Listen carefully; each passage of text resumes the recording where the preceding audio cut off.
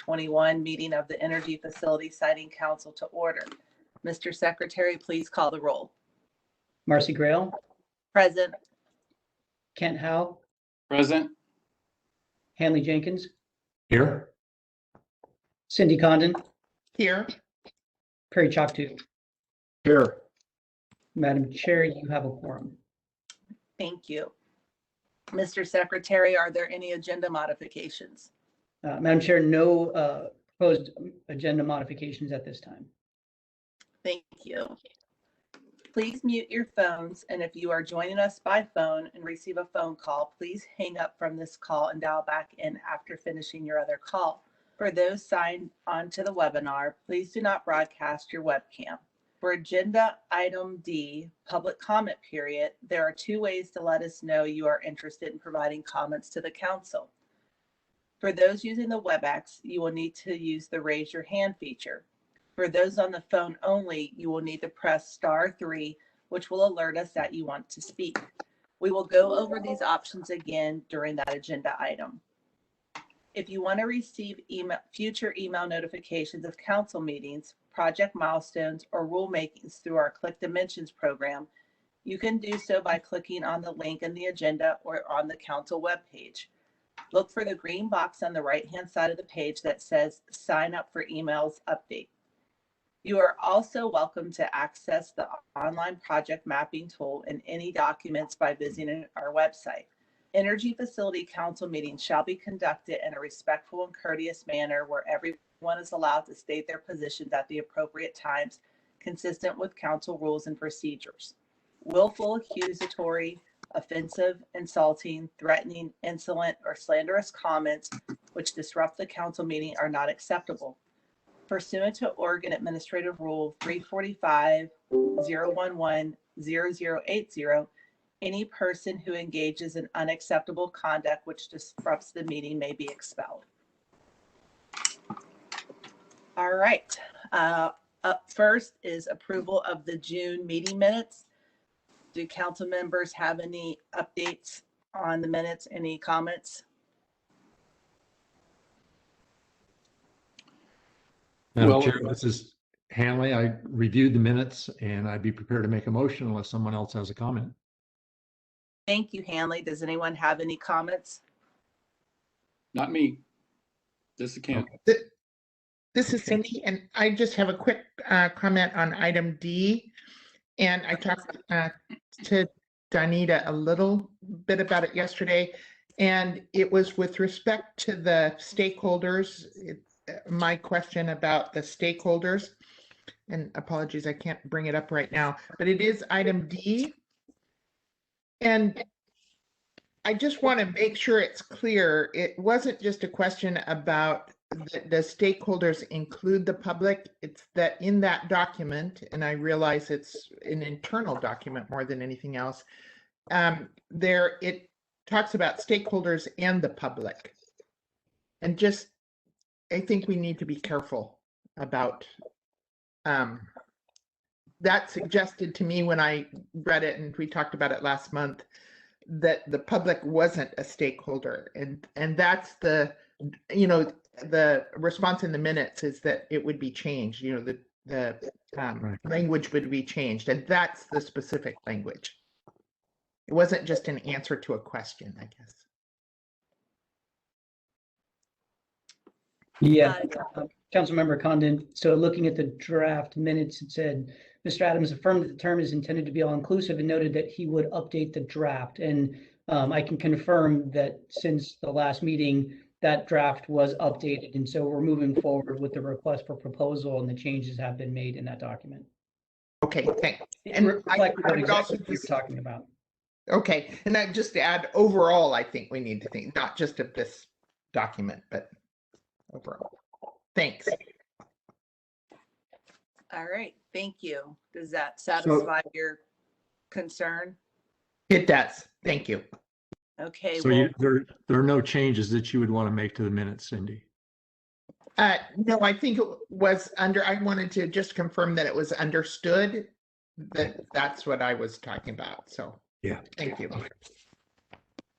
okay. Okay, well, so Madam Chair, I'd make a motion to approve the minutes. as Thank you. presented.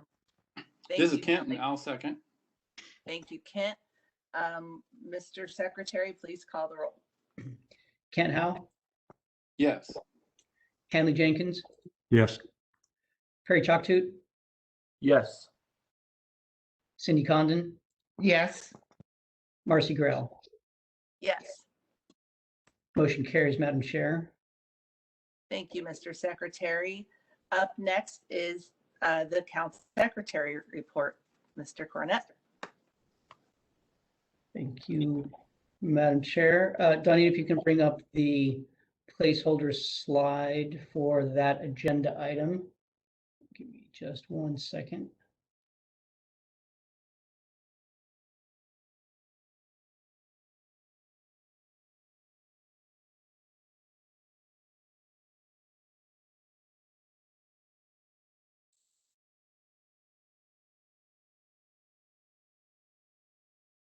Are you able to see it? Yes, I can. Thank you. Very good.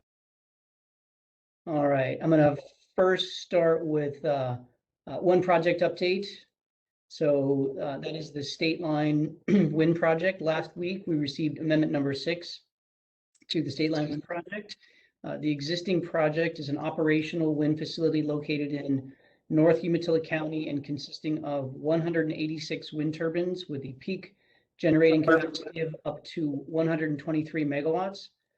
Amendment number 6, the request consists of changes to the approved turbine specifications, megawatt output, number of turbines, and associated development improvements. It also includes the adding of 50 megawatts of battery storage and includes 2 options related to wind blade replacement or turbine replacement. So option A would be a replacement of 3 existing turbines, and option B would be the construction of 2 new turbines and the replacement of 1 existing turbine. Amendment number 6 also includes the request to use the Type B amendment review process. So since we just received that, we haven't even provided notice of that yet. So we're just very much in the early stages, but the information will go out here pretty quickly. Unless there's any questions, I will move on to my next item. Thank you, Donita. So what this slide is, it's a list of our, excuse me, standards for review. And, we've heard from council based on the last couple of meetings that there is a desire to do an overview of all of our standards, outside the context of the review of an application or an amendment. And so we have that on the agenda for this council meeting, which is the organizational expertise standard. And that is the last item on today's agenda, and that's why I have that in red.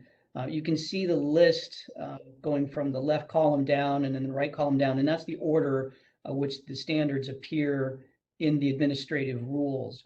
So what I wanted to see if council had any preferences as we march forward, availability in terms of time on the agenda.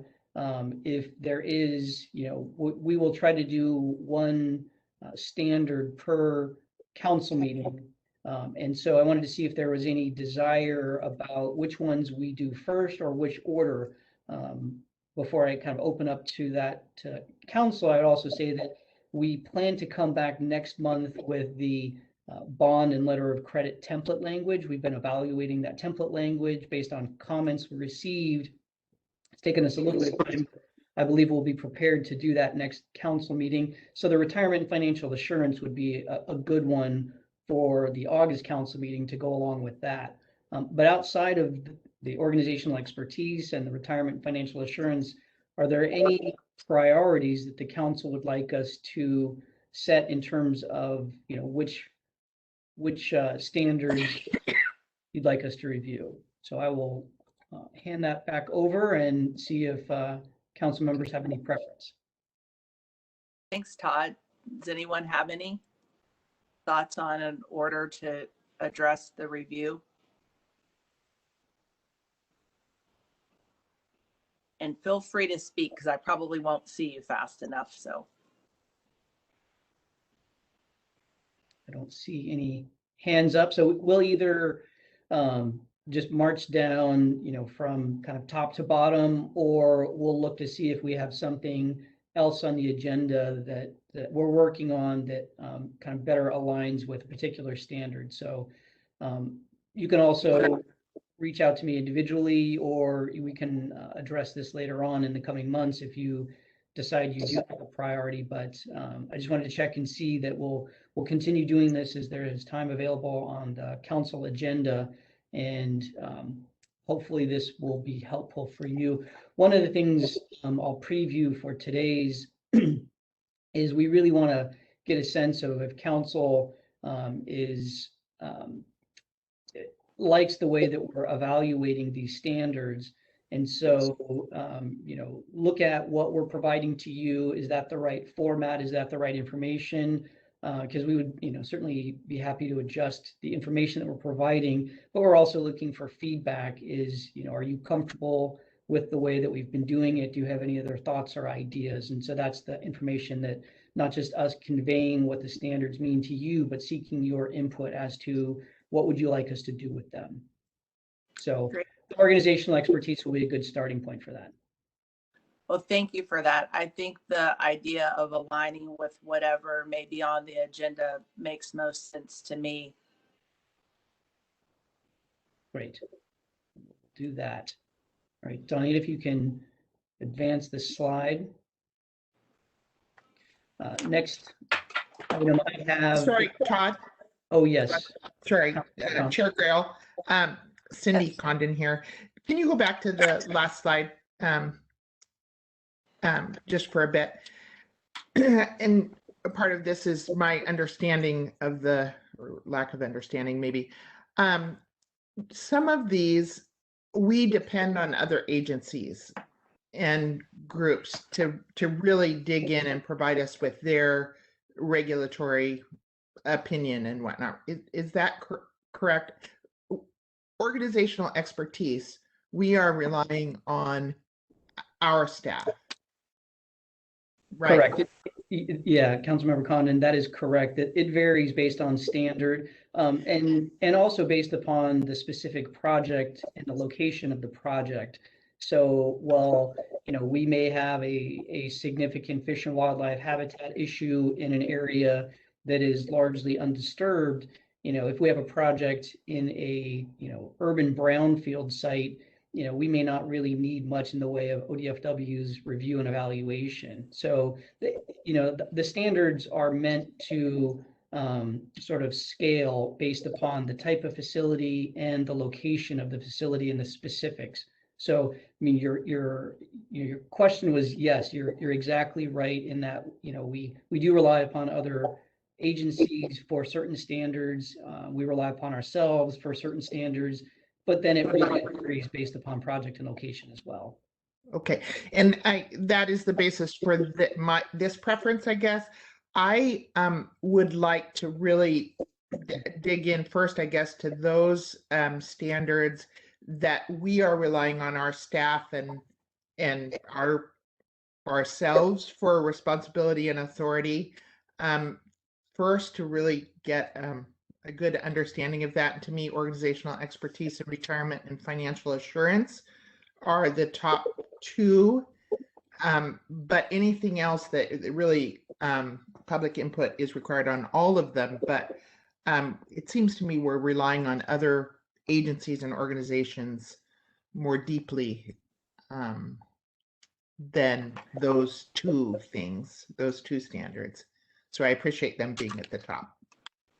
Good, yeah, and then so we can, we'll look to see the other ones if they're, it's probably not an all or nothing, but some of them we may seek input from other agencies, but we may largely rely upon ourselves in reviewing them. And so we'll try to figure out what that, looking at it from a scaled perspective, and try to build towards the ones that we rely more heavily later on reviewing agencies and state agencies, local governments, and tribal governments. And those ones that we almost always rely upon them, we'll put those near the end, if that's what I'm hearing from you.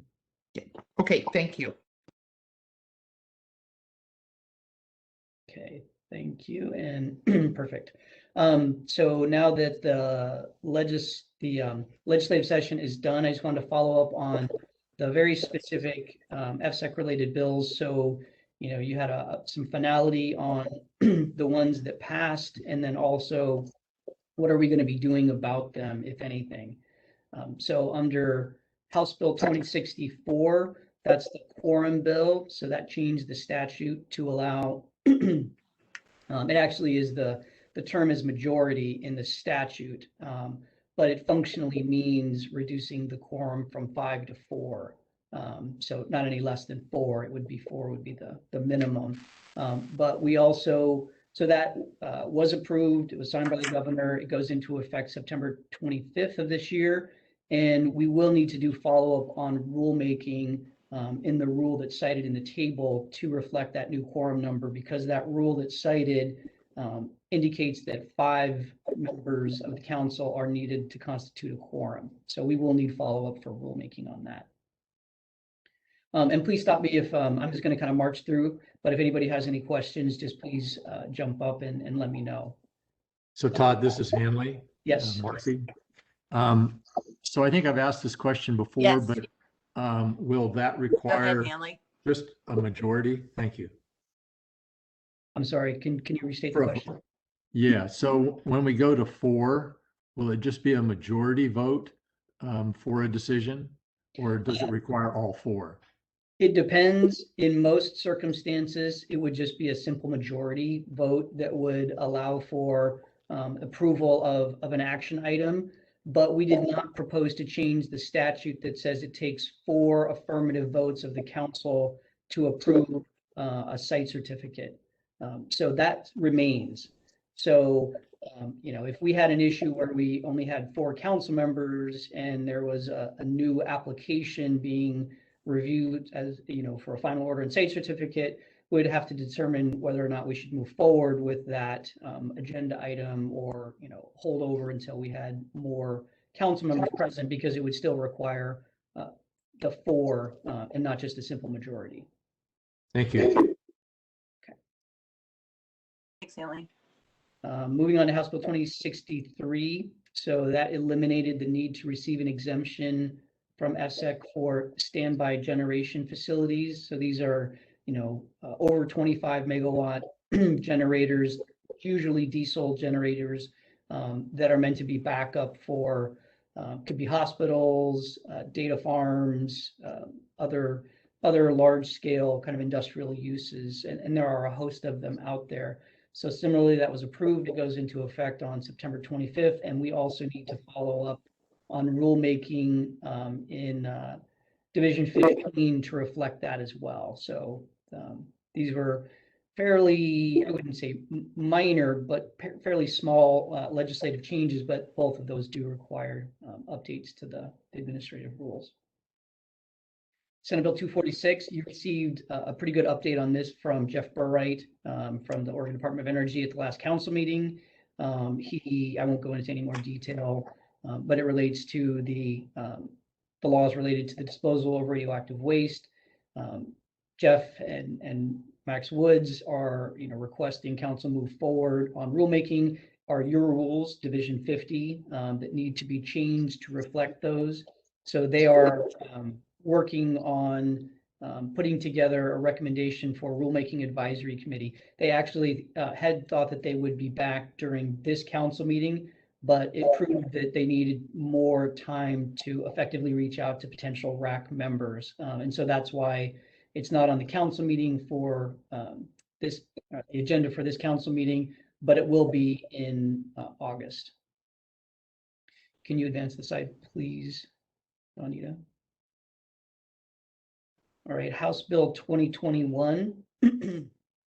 This is a larger bill, but I will only talk about the portion that relates to FSEC.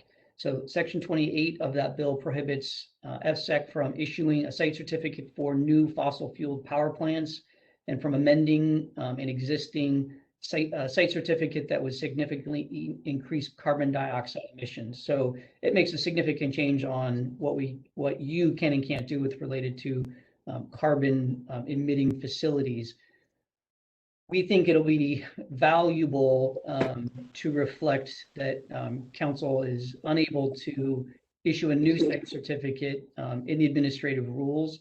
So we'll look to be doing that. I think where it's more important is the term significant is not defined in the bill as it relates to an increase in carbon dioxide emissions. So existing natural gas fired power plants could come in for an amendment. They could increase the amount of carbon that they emit, but they could not exceed that significant threshold. And we don't know what the significant threshold is because it's not defined. So that's where coming back in and doing rulemaking and helping to define what that means to be probably the important thing for council to. And then House Bill 5006. Again, this is a very large bill, but the specific portion that relates to council is that it includes direction from Oregon State University, and they received funding for this to conduct a study about painting turbine blades to increase the visibility of those turbines for birds and in order to reduce avian deaths. They are required to consult with Odo, and in fact, earlier this week, they've already reached out to us, and so we're just beginning to have conversations with them. Haven't set up anything yet with them, but we will in the coming weeks to kind of figure out what they're interested in doing and how we can support them in their study on this issue. And one more slide for me, Donita. Senate Bill 762. This is the one related to wildfires. It directs the Public Utility Commission to convene workshops related to risk-based wildfire protection and mitigation procedures. So this one became effective already, and we are just waiting for the PUC to initiate the workshops on this. And we will, as an agency, I don't know that it will be us as siting division staff participating in that. I'm sure the agency as a whole will. But at a minimum, we will certainly monitor those workshops and comment as appropriate and keep you updated as to how that moves forward and how that may relate to, FSEC jurisdictional facilities. Are there any questions on any of the bills before we move on? Todd, this is Marcy. Is this different than what they're doing right now? Because they've got a community stream and they've got 3 or 4, and maybe they're not being called workshops, but they're doing something already. Is this a whole different piece or is it the same thing? Are you aware? Yeah, this is slightly different. So the Public Utility Commission is conducting workshops. I think it relates. But the bill gave them direction to do something else. And so the PUC has been working on rulemaking, and I think this will provide more direction as to the outcome of that rulemaking. But, during the legislative session, it's almost impossible to know what's going to advance and what's not. So they've already begun doing this kind of in preparation, and I believe that those are going to be, if they had got approved, interim rules rather than permanent rules, or temporary rules rather. So I believe this will give them more direction on that and probably influence what they're already doing. And in those, I don't know if it's a rulemaking advisory committee, I believe it is, or if it's just workshops that they're already doing. I think they're just workshops right now. Chris has just texted me or messaged me because he knows more about this, but more than I do. So let me see what he just said. Thank you, Chris. Final bill does not require a separate workshop, just the adoption of plans. Rulemaking is the process required by the bill. So yeah, so it does relate to that. Okay, thanks. I've been out of it for a few weeks. I don't know if I was missing something. Yep. Thank you.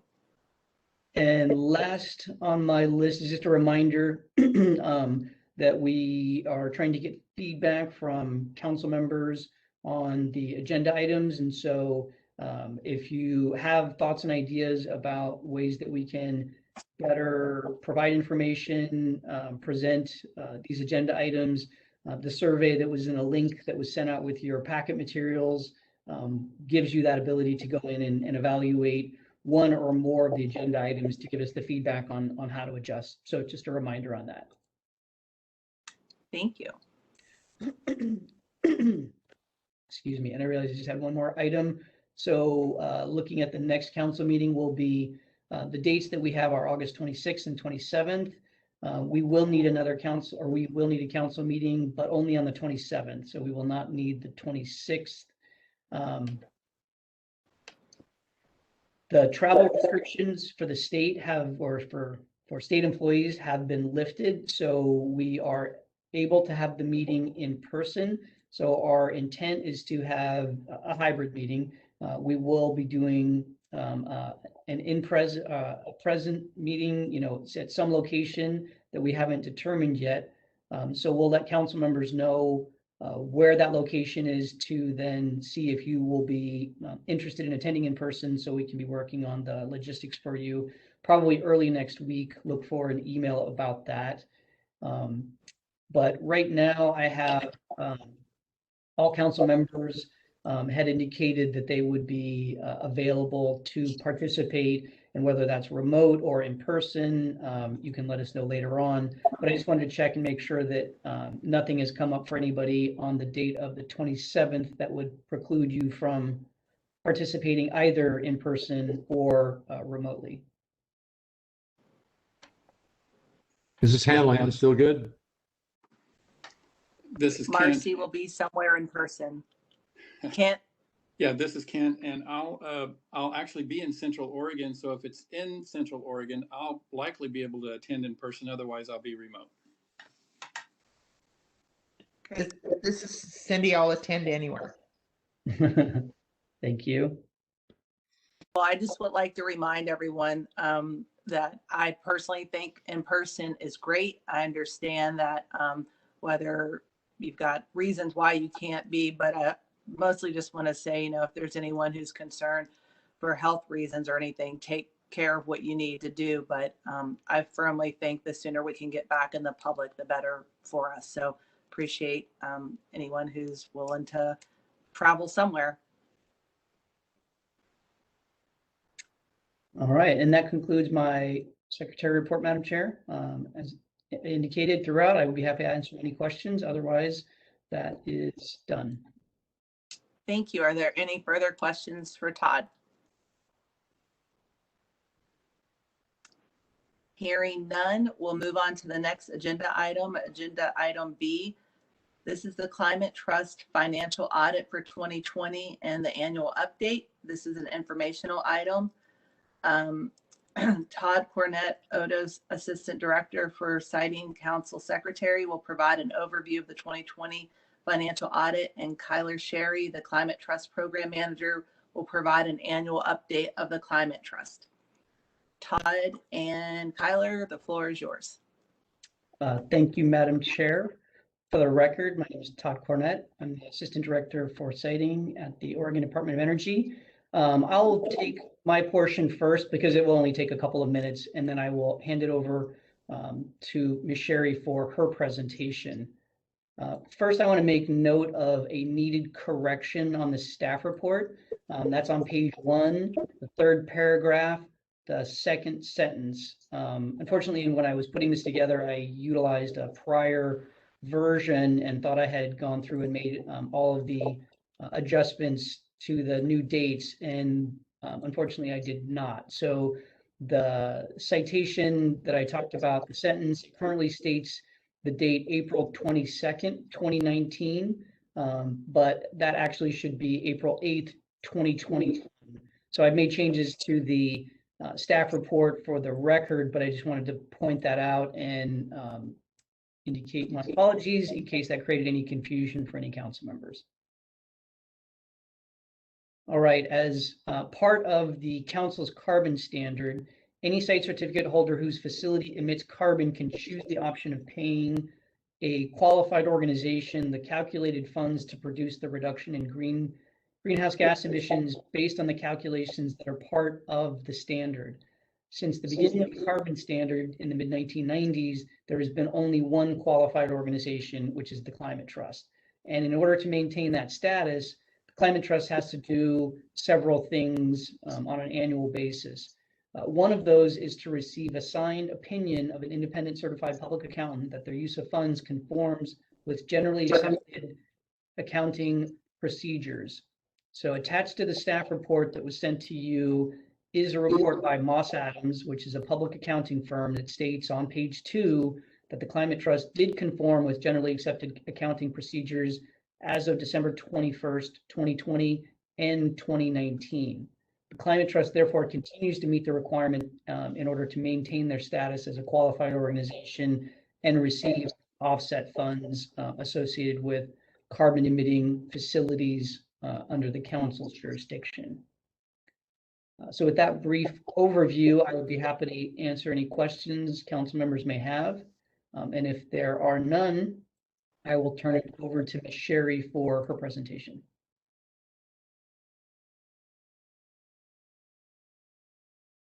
Okay. Thank you. Ms. Sherry, the floor is yours. Great, thank you. Can everyone hear me? I've never used this application before. Yes. Okay. Yes, thank you. And is there a way I can share the slides? Because right now my share button is grayed out or, okay. Yeah, I think this application, we're having some difficulties doing that. So Donita will be running the slideshow and you can just request that she advance the slides. Okay, perfect. Great. Thanks, Donita. For the record, I am Kyler Sherry. I am a program manager at the Climate Trust. I have been at the Climate Trust for about 3 years now. My role here is I help with the grassland carbon offset project development. I also manage the Climate Trust offset portfolio, and I also purchase and sell offsets and make sure that we meet all of our program requirements. Our programs are typically the end users of offsets. Next slide, please. So today, yeah, and thank you for the time to present. I'll just give a quick background about the Climate Trust and what we are doing now as an organization. I'll also quickly go over the Oregon CO2 standard and how the Climate Trust fits in with that, our performance over the last year, and the status and closing thoughts. Next slide, please. Great. So the Climate Trust, we are a nonprofit. We were funded, we started in response actually to the passage of the Oregon CO2 standard in 1997. We are available for site certificate holders can choose the Climate Trust to administer funds under the Oregon CO2 program. So we purchase offsets on their behalf. Our mission now is the Climate Trust combats climate change by funding and managing projects that reduce greenhouse gas emissions. Since 1997, we have committed $54 million to carbon offset projects. This includes Oregon CO2 standard funding money and from other programs. We have worked on over 110 emission reduction projects. These projects range from the avoided conversion of forest to landfill methane capture to methane capture at dairy operations. Oh, I think it automatically went forward one. Okay, thanks. So we also in 2017 started the Climate Trust Capital. This is where we invested $5.5 million in 7 US-based carbon offset projects using an upfront funding model. These projects are concentrated on dairy methane projects, the avoided conversion of grasslands, and improved forest management. Since the start of the Climate Trust, we have pivoted a little bit. Now we are focusing on project development. So we concentrate on improved forest management. This is extending your harvest rotation of forests. You have increased sequestration. We also are focusing on developing the avoided grassland conversion projects. So this is keeping grasslands in a grassland rangelands stay and avoiding them from being cultivated so we don't lose the soil carbon. And we are also starting to focus on reforestation projects, so coming in after wildfires or disturbances and replanting trees. We work in the compliance and voluntary carbon offset markets and buying and selling offsets. Next slide, please. So the Oregon CO2 standard, it applies to fossil energy generating facilities and site certificate applicants. The benchmark is 17% below best available control technology for a natural gas plant. We don't consider this an emissions standard because some of the options for these facilities are technology-based and price-based. Next slide, please. So site certificate applicants and holders, they have 3 different options. They can either build a cogeneration plant or manage their own carbon offset project portfolio. The third option is the monetary pathway. This is where the site certificate holder pays a qualified organization. The only one, as Todd mentioned, is the Climate Trust at this time. And if FSEC approves, TCT is responsible of meeting the obligations to Oregon or to FSEC and spending the monetary funds through the purchasing of carbon offsets. To date, all facilities have selected the monetary pathway. Next slide, please. So the Climate Trust, our responsibility underneath the monetary pathways is we must commit 60% of offset funds within 2 years of receiving the funds, which happens at the same time as the facility's construction start date. We spend no more than 20% on management. Management includes staff time to go out and find offsets, to vet projects, taking them through our board. It is also the time that we spend managing the project, so making sure that the offsets are being verified and delivered accurately. Once we receive the offsets, we retire them on behalf of the Oregon program through the registries. Registries are the groups that certify the offsets and come up with the protocols that quantify what the emission reductions are from each project. Our reporting requirements is we must submit a 5-year report. Our last one was in 2019. So the next report that we will submit will be in 2024. We also submit annually a facility status report to each facility, and we submit our annual audit, and we had a clean audit this past year and present to FSEC. Next slide, please. So just quickly, a background on what are offsets. So this is what we're using the Oregon funds for. An offset is a reduction, removal, or avoidance of greenhouse gas emissions from a voluntary project. The way that we vet these offsets is they must be additional. So additional means that the greenhouse gas benefit is above the business as usual standards. So making sure that the carbon money is actually having an atmospheric benefit. Our offsets, they must also be permanent, and that is important in nature-based climate solutions, specifically from the threat of wildfire or the threat of tillage to grasslands. The projects must also have co-benefits. So these are the ancillary benefits that come with the project and ecosystem services. And all of our offsets must be verified and certified. So they're verified by a third-party auditor and then certified by one of the registry bodies. And we mainly work with the American Carbon Registry, the Climate Action Reserve, and also Verra. Next slide, please. This is just a quick overview of how our offsets come to fruition. So we have a project developer. The project developer is the group that monitors the project for its reporting period. So that is the time that the project is generating offsets. Once they want to have their offsets verified, a third-party auditor will come in. They make sure that what the project developer is saying is happening on the ground is actually happening. The third-party auditor then sends a report to the certifying body, which is the registries. And once the registries review the report, so they're like a second check, they issue the offsets. Then which TCT, the Climate Trust, purchases the offsets and we retire them on behalf of the Oregon program. Next slide, please. So this is just an overview of the status of the program right now by facility. So to date, we have received $24 million to purchase carbon offsets. We have obligated 16 million of this, and we currently have 8.1 million in unobligated funds. Since last year, so last year the unobligated cash was $6.8 million. The reason why we have more unobligated cash this year from last year is because we had one project terminate and under deliver. So we were planning on receiving offsets from that project. So we had obligated money, and those offsets will not come in because of the project termination, and another project's under delivery of offsets.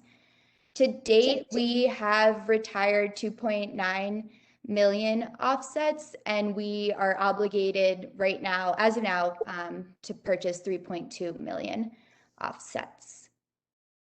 Next slide, please.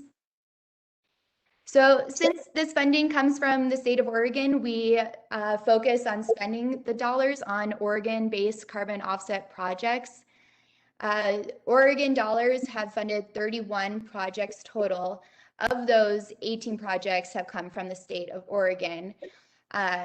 While it is difficult to have all the funding go back to the state of Oregon, we still then try and focus on the Pacific Northwest. So the majority of projects are based in Alaska, Washington, Idaho, and Oregon. We have committed $7.7 million to Oregon projects, and we have retired 1 million metric tons from Oregon-based projects and expect to retire another 500,000 from Oregon-based projects. Excuse me, this is Marcy Grow. I have a question. Yeah. You said that you are trying to focus on Oregon, but it's impossible to devote it all. So is that just left up to the Climate Trust to make that decision? Like what's the parameters to make that decision? Yeah, we are just obligated to spend the funding on carbon offset projects. There isn't a location. We aren't given a location that we have to spend the money, so we just try our best to find projects based in Oregon. And a lot of projects are transitioning away from, it's a little bit of a mix, but some of the projects that we have committed funds to, they're now transitioning to low carbon fuel standards, so they will no longer be generating voluntary carbon offset projects. So that's why we then try and put the dollars towards use in the Pacific Northwest. So Alaska, Washington, and Idaho as well. All right, thank you very much. Next slide, please. Yeah. So a review of last year in 2020, we obligated 1.1 million to new carbon offset projects, and we retired over 150,000 carbon offsets. Of the funds received, we have committed 65% so far. This is down from 70% in 2019, and that is because of the termination of that one project, which we will not receive offsets from. We are hoping to spend the last program dollar in 2025 and submit our final report in 2026. So far this year, through the end of June, we have retired about 70,000 offsets on behalf of the Oregon program. Next slide, please.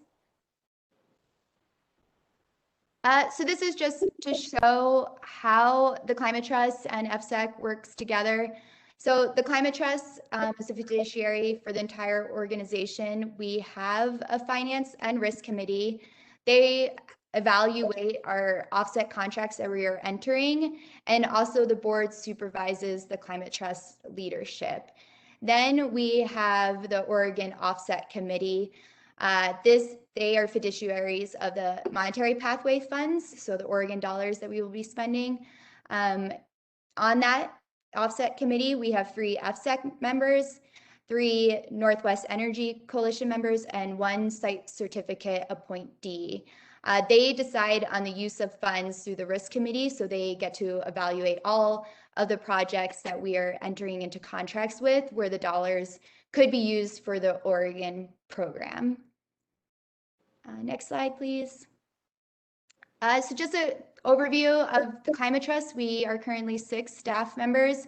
Julius Passe is our interim executive director, and we have 2 new recent hires, Madeline Montague and Josh Fain. And the last slide is, this is just an overview of the board and the members from FSEC and the Northwest Energy Coalition. So recently, our site certificate appointed holder has left the board, so we will be looking to fill that position and receive approval from the site certificate holders. And we have the 3 FSEC members and the 3 Northwest Energy Coalition members. And yeah, that's a brief overview of what the Climate Trust has been up to last year, if there's any questions. Thank you. Are there any questions?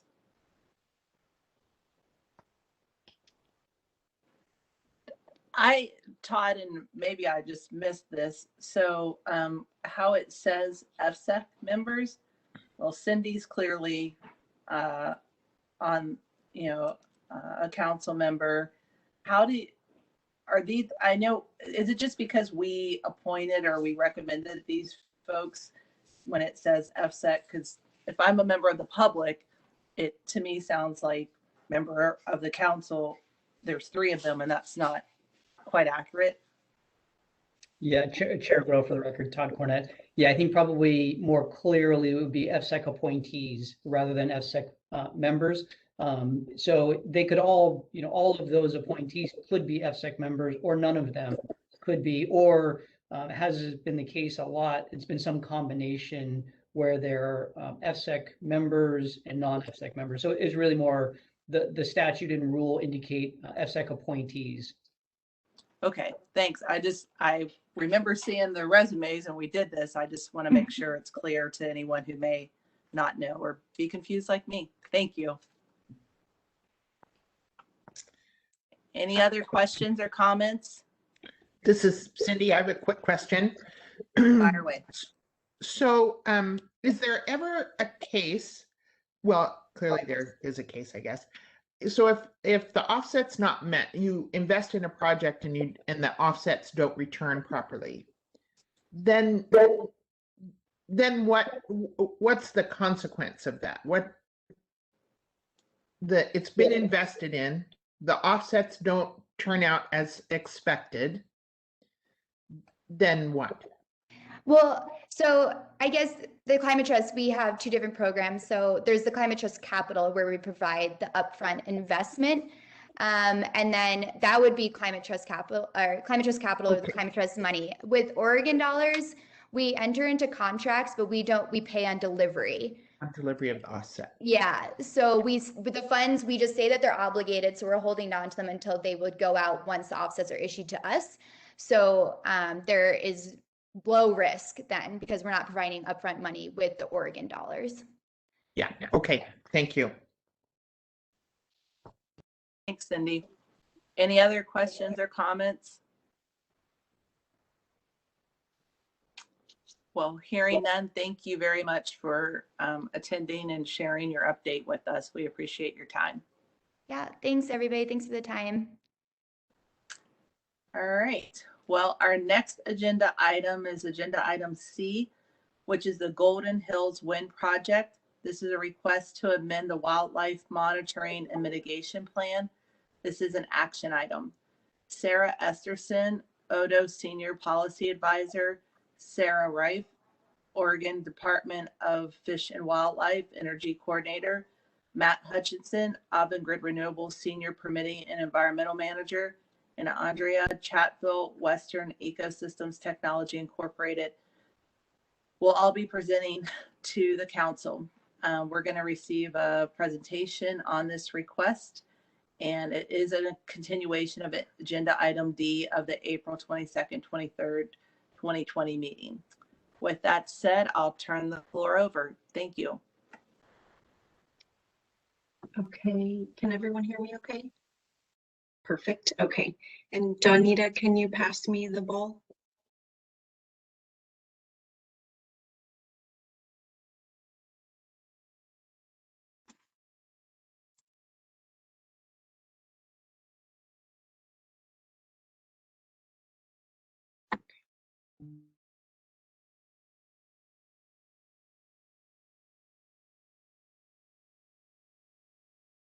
Okay, and can everyone see my screen okay? Or not yet, okay. 1 second.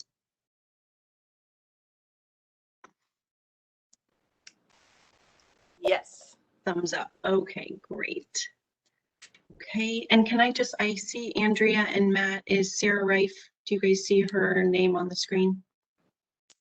Yes, I'm here. Okay, great, thank you so much. All right, well, good morning, Chair Grail, Vice Chair Howe, and members of the council. For the record, my name is Sarah Esterson. I'm the Senior Policy Advisor for the Oregon Department of Energy Siting Division. And as Chair Grail has already noted, this is a continuation of an agenda item from the April council meeting. As you may recall, we initiated council's review of a request by Golden Hills Wind Farm LLC, which is an indirect subsidiary of Avangrid Renewables LLC, also the certificate holder, to amend the wildlife monitoring mitigation plan for the Golden Hills Wind project. And just as a brief overview, the wildlife monitoring mitigation plan, or I'll just refer to it as the plan, is required to be followed based on a site certificate condition. But that plan includes provisions which allow the certificate holder to request the department and council's review of proposed changes without necessitating a site certificate amendment. So that's the space that we're reviewing this. And then the scope of the review of plan changes is predominantly based on the reasoning, facts, and basis that are provided by the certificate holder for the changes, and then ODFW's input and opinion on really the legitimacy of those changes. So at the April meeting, just to refresh your memory, the council had several broad and specific questions about the plan and the components therein, including the requirement to complete a 2-year post-construction avian bat fatality monitoring study. So some of those questions related to the post-construction fatality monitoring included adequacy of monitoring frequency, adequacy of the duration of the monitoring study, which is typically 2 years, whether the study period covered or overlapped with periods of migration, the basis of the thresholds of concern that are contained in the post-construction fatality monitoring study, and they're the basis for determining whether additional mitigation is necessary. So in response to some of those, really great questions, we had proposed to return to council with ODFW and the certificate holder so that we could provide a more comprehensive overview of both the post-construction fatality monitoring study and some of the scope and basis of the proposed changes to the plan. Okay, and so as Chair Grill mentioned, I just wanted to introduce those that we promised would be here, which is Sarah Rife, the energy coordinator with ODFW, Matt Hutchinson, who's the senior permitting and environmental manager with Avangrid Renewables, and he's a representative of the certificate holder of the Golden Hills Wind Project. And then Avangrid's consultant, Andrea Chatfield, who's a wildlife biologist project manager with Western Ecosystems Tech, Inc., which is an environmental and statistical analysis consulting company. So the format of our presentation today will include just a brief overview of the facility and facility layout, and then I'll hand the presentation over to Andrea and Matt, who will provide an overview of both post-construction fatality monitoring and some of the other changes proposed in the amended WMMP, or the plan.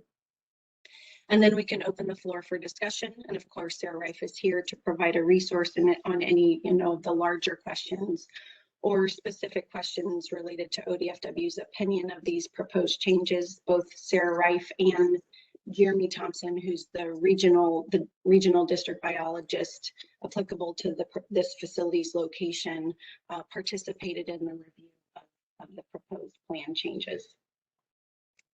So before we launch into the substance, we'll just give you some overview of the facility for context. Okay, so the Golden Hills Wind Project is a 200 megawatt wind facility located within an approved 29,500 acre site boundary in Sherman County near the town of Wasco. The final design includes 51 wind turbines, 2 Met towers, an operation and maintenance building, a substation, and about 4 miles of 230 kV transmission line, and of course, access roads. This site certificate was originally approved by council in 2009 and has subsequently been approved for amendment 6 times, most recently in December of 2020. This facility is under construction and with a construction completion deadline of December 31st, 2022. Okay, so I am just going to walk you through a few figures again for context. So the intent of this figure, this is a habitat mapping figure, but is to first show you the regional context, which hopefully you can see this little red dot down here just for where in Oregon it is. And then so the postage stamp really is the site boundary. So this is what includes the 29,500 acres. And then this coloring, the purple coloring represents habitat category 6, or basically agriculture. And then here in the middle, which is orange and yellow and white, is a mix of habitat categories 2, 3, and 4. And then there is a little bit of category 5, which is a slightly lighter shade of red. Okay, and then this next figure, let me see if I can make it a little bigger. So this is one of their pre-construction surveys that they did. It's a raptor nest survey map.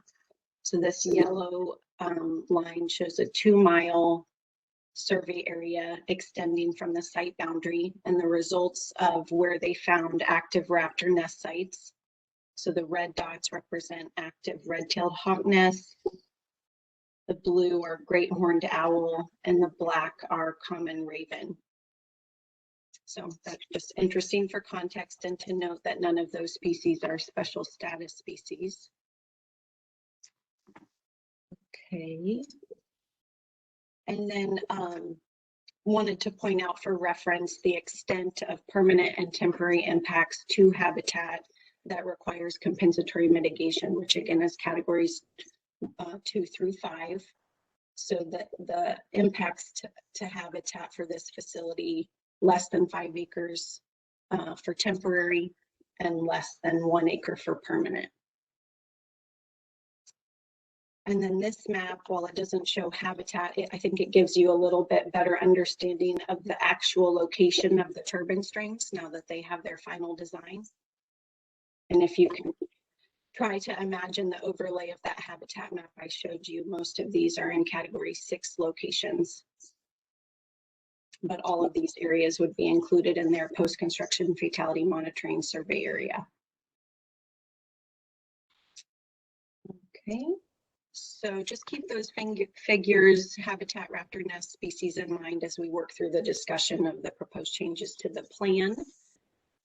I'm not going to go into too much detail now then about what the proposed changes are to the plan because I believe Matt and Andrea will do that. But in general, they're proposing changes to the protocol and modeling for the post-construction fatality monitoring. And then a few other changes within that plan specific to a proposal to remove a requirement for handling of injured birds, a requirement that would require an evaluation of mitigation for changes in raptor nest use during the long-term raptor nest surveys, a request to remove the requirement for conducting an avian use and behavior survey. And then this was just recently added based on a question that we had internally that they want to strike language in the plan that would omit a requirement from having those long-term raptor nest surveys conducted by a third-party qualified biologist. they want to clarify that they would have a qualified third-party biologist conduct those surveys. Okay, so any questions before I pass the ball over to the experts on the study? Questions for Sarah? Okay, great. So I think now we'll hand it over to Andrea. Thanks, Sarah.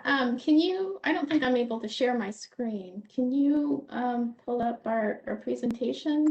Yeah, should I run it just from my computer then? Sure. Sure. Or hold on. Maybe I should stop sharing and then that will give you the ability to share. I don't know. The share button on my screen is grayed out, so I don't know if that means I don't have that capability or if someone could give me that. Oh, there we go. Great. I think it was my fault. Let's do that then. Okay. Yeah, and Andrea, before we start, I just want to make some remarks. So, Chair Grail of the Council, yes, thank you for having us today. My name is Matt Hutchinson. I'm the environmental manager with Avangrid Renewables and representing the certificate holder. So today we wanted to talk about specifically how post-construction fatality monitoring studies are accomplished and what goes into generating a statistical robust study design and the effort that goes into it. So on the April F6 meeting, there was specific comments about what this study is and what's intended to accomplish. So we hope to address this specifically about the methods today. At the May F6 hearing, Sarah Reif with Oregon Department of Fish and Wildlife talked about the results of these studies and kind of put it in a regional context. And so today we just want to focus on what the methods are and the specific changes that we're requesting in our monitoring plan. And so Andrea's here. So West is an expert in these types of studies and statistical design. So she's going to walk through just basically what a study is, and then along the way, we'll stop and talk about the changes that we have in our monitoring plan.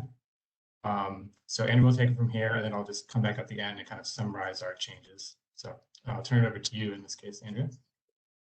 Okay, let's see. Can everyone see the presentation?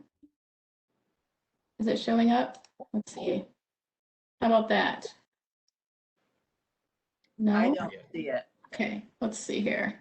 We'll get this. There. Now? Yes. Okay. Yes. Great. All right. So good morning. As Matt and Sarah said, I'm Andrea Chatfield. I'm a wildlife biologist with Western Ecosystems Technology. We just go by West, which is a lot easier to say. We are an ecological and statistical consulting firm. I work out of our Corvallis office. So our team here in Corvallis has been supporting Matt and Avangrid with a lot of the pre-construction wildlife survey effort at Golden Hills, and we've also been helping with these proposed amendments to the monitoring plan. So for today, Matt has asked that I present to you just an overview of a typical post-construction bird and bat fatality monitoring study at a wind project. And this will be tailored to what might be expected for the Golden Hills project and consistent with that project's monitoring plan. So I'll just be providing a really brief overview of the main components of a fatality study, and then I'll provide a little more detail about the field and the analytical components. And then hopefully we'll have time at the end for any questions. Okay, so let's see here. Just to provide a little bit of background on West. So we as a company have a really long history of working on wind wildlife issues in the Pacific Northwest. We've been working on issues since, the early 1990s, some of the first commercial scale wind projects. So in particular, we have a long history of designing and implementing these sorts of fatality monitoring studies. We've worked on over 10 projects in Oregon, over 15 in Washington, and over 1,500 nationwide. And so won't go into everything on this slide, but I include this information here just to demonstrate that this is a big part of what we do as a company. And, you know, these sorts of studies have really evolved over the past 20 years or so, and they will continue to do so. And West has been at the forefront of that evolution. And really the goal is to just more accurately quantify wildlife impacts, and so that appropriate avoidance, minimization, and mitigation measures can be implemented. Okay, so the primary objective of a post-construction fatality study is simply to estimate the number of bird and bat fatalities at a project attributable to collision with wind turbines. So the plan that I'm going to present today is based primarily on the Golden Hills monitoring plan. You know, as mentioned, Avangrid is proposing a few amendments to that plan, some of which I've incorporated into the presentation, and I'll discuss those throughout. And then at the end, Matt will walk through those changes again. So, you know, the study plan is also consistent with the service's land-based wind energy guidelines, or the WEG, and those were released in 2012. And those provide a really nice tiered, standardized framework for addressing impacts to wildlife with energy development. And so this kind of a study, a post-construction fatality study, would be considered a Tier 4 study, where we're actually trying to quantify direct impacts to wildlife as a result of project operations. So, so the plan I'm presenting today is also generally consistent with a lot of the other monitoring studies in the region, especially those that are consistent with the WEG, the Wind Energy Guidelines. And that's really good because that allows us to make comparisons of bird and bat fatality rates across regional projects and across the country. So there are 5 primary components to a fatality monitoring study. First and foremost are the standardized carcass searches beneath turbines. Another component are the searcher efficiency trials, where we actually test the searchers to determine their ability to find things beneath the turbines. We also conduct carcass persistence trials, and those are conducted to estimate the length of time that carcasses remain in the field for searchers to find. There's also an area adjustment, and so that analysis accounts for any carcasses that may have fallen outside of searched areas and were therefore missed by searchers. And so then finally, taking into account just the raw carcass count, the number of fatalities found, the searcher efficiency rate, the carcass persistence rate, and then the total area searched, then we estimate fatality rates for a variety of bird and bat species categories using some kind of fatality estimation software. So that's the study in a nutshell. Now I'll break down each of those components a bit more.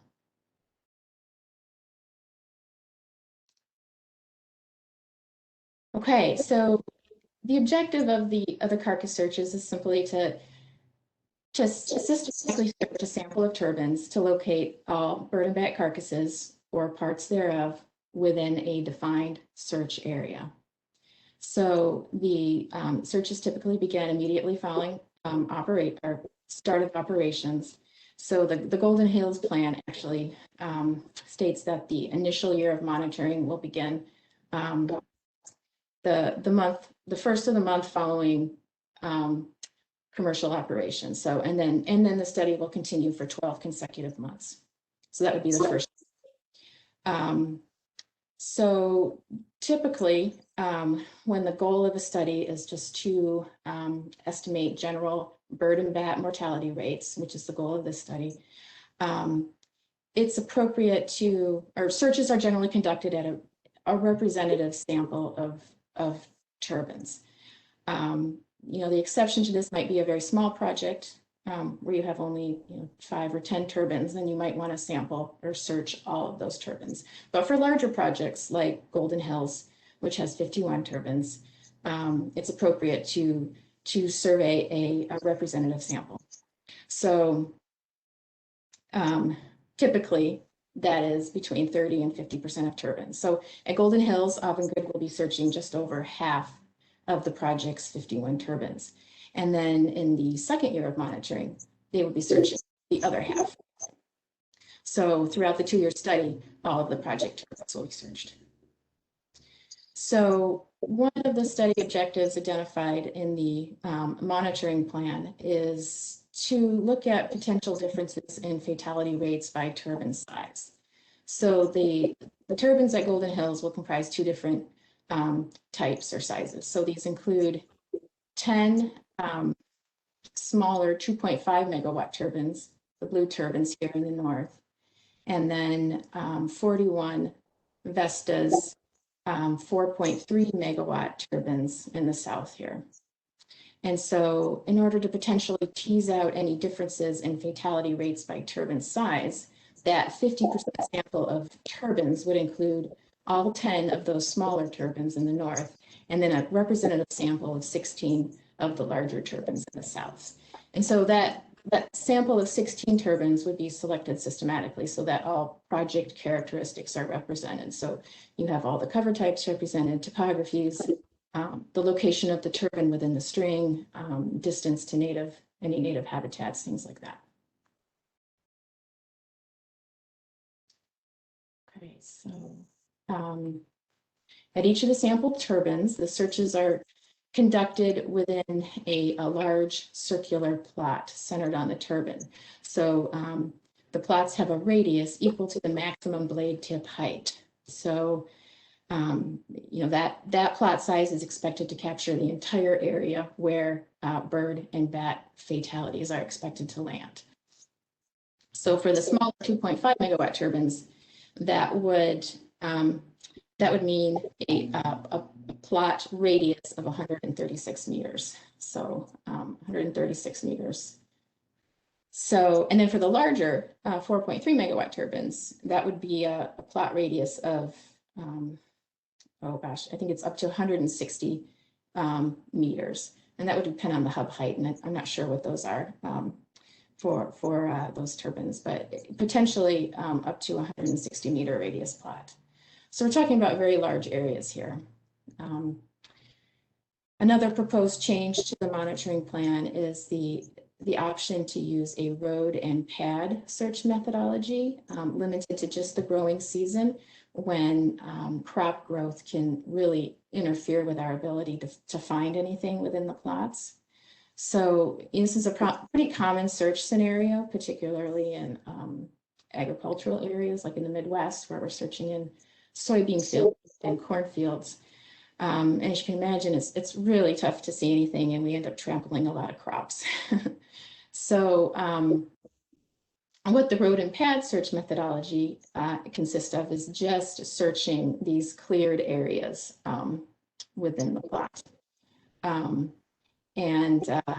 know, and that would start typically in mid to late May, and then we would transition back to the full plots once the crops were harvested in July or early August. So, you know, as we would lose a lot of area when we transition to that road and pad search methodology. We would be missing a lot of areas where carcasses could potentially land. And so to help compensate for that, we would increase our sample size. So instead of searching half of the project turbines just for that summer season, we would be searching all the turbines, but we would be searching a smaller area, just the road and pad area. So, you know, there are some instances where it's just not appropriate to do the road and pad methodology, and at some projects the crops are planted right up to the base of the turbine here, to the turbine pad, and right up to the road. And in those situations, you know, it's just not, we don't have enough cleared area to really make the study viable. So in those instances, we would continue with the full plots for the entire year. Madam Chair? Yes. I had a question for you. What prohibits predators from picking these carcasses up before you have a chance to count them? That is a very good question, and that's one of the bias trials that we conduct to actually measure the scavenging rate out there. And so that's coming up in another slide. But that's an excellent question and something we certainly need to adjust for during the study. Thank you for that question. Okay, so within these search plots, whether we're searching the full circular plot or the rodent pad, the searchers will walk parallel transects throughout the plot, with those transects spaced usually between 6 and 10 meters apart, depending on the visibility or the land cover that they're searching in. And so these black lines in the figure represent what those transects might look like. And just to give you an idea of the time it takes to search one turbine. So in this figure here, this is a 150 meter radius plot. And so that encompasses about 17.5 acres. So to walk transects throughout that entire plot would take one searcher about 3 hours and would amount to about 6 to 7 miles of walking. So, on a typical day, if we have 2 searchers working at a site, they can usually about 4 turbines. So this is quite an effort. So at Golden Hills, the searches would be conducted twice per month throughout the study year. And this would amount to 24 searches of each sampled turbine. This is another proposed change from the current monitoring plan. So the current plan includes monthly searches in summer and winter. Avangrid is proposing to increase that search interval so that we have a consistent search effort throughout the year. And so that would actually add an additional 8 or 9 searches for the year.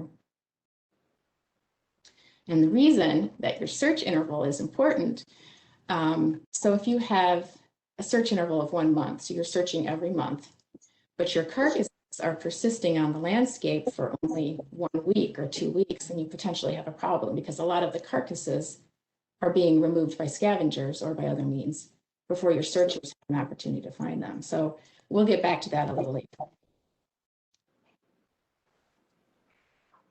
Okay, so this slide just illustrates some of the changing conditions at a project, typical of these agricultural dryland wheat areas in the Pacific Northwest. So the photo on the left there shows Ben documenting a fatality. So he's holding a tablet, which is how we record our data in the field. And he looks to be sitting in a recently harvested wheat field. And so he's collecting information on, the type of fatality, species, obviously. Is it an intact carcass, or is it just a feather spot? The distance and the bearing from the turbine, GPS coordinates, things like that. Estimated time since death. Typically, especially for small birds, we don't get a lot of intact carcasses. Often they're just feather spots. But to be conservative, we estimate or we include all fatalities found in our search areas in our fatality estimates. So we assume that they are turbine related. So this does allow a conservative estimate. And that's pretty much standard in the field to do that. So then the photo in the middle shows a wheat field. Looks like it had, probably taken in the spring when the wheat is less than a foot tall. And then this photo here shows Isabel searching in a wheat field, probably in midsummer. So as you can imagine, difficult to find, especially small birds and bats under those circumstances. So our search efficiency, which I'll talk about in the next slide, is likely going to be reduced in the summer. Okay, so the objective of the searcher efficiency trials are to determine how effective our searchers are at finding carcasses. And so the results of those trials, or the searcher efficiency rate, will then eventually be used to correct the raw carcass data for any fatalities that the searchers may have missed. So the trials are blind, meaning that the searchers don't know when or where they'll be tested. So to conduct the trial, a biased trial administrator, someone who's not involved in the searches, will go out early in the morning and place carcasses randomly within search plots that are scheduled to be searched that day. And so then later in the day, it's determined how many of the carcasses were actually found by searchers. And so we typically conduct 2 to 3 trials per season. We want to make sure every searcher working on a project is tested. And for a project this size, we like to shoot for a total sample size of at least 120 carcasses for the full year. And we do use a combination of carcass types and sizes to try to represent, the range of actual fatalities that might occur at the project. So, unless a project holds a federal migratory bird permit or a spot permit, then we are limited to just using commercially available or non-protected species. So for large birds, we use hen pheasants and hen mallards, rock pigeons. For small birds, we use the little Quoturnix quail, starlings, and house sparrows. And then for bats, we try to use actual bat fatalities found on site and then salvaged under a state permit. Typically, we don't find enough of these for the trial, so we supplement those data with brown mice carcasses. Okay, so then we're able to estimate searchers' efficiency by season, by carcass type, meaning large bird, small bird, or bats, and then also by cover type or visibility, because as you can imagine, it can really vary between summer wheat and shrub or gravel or bare ground.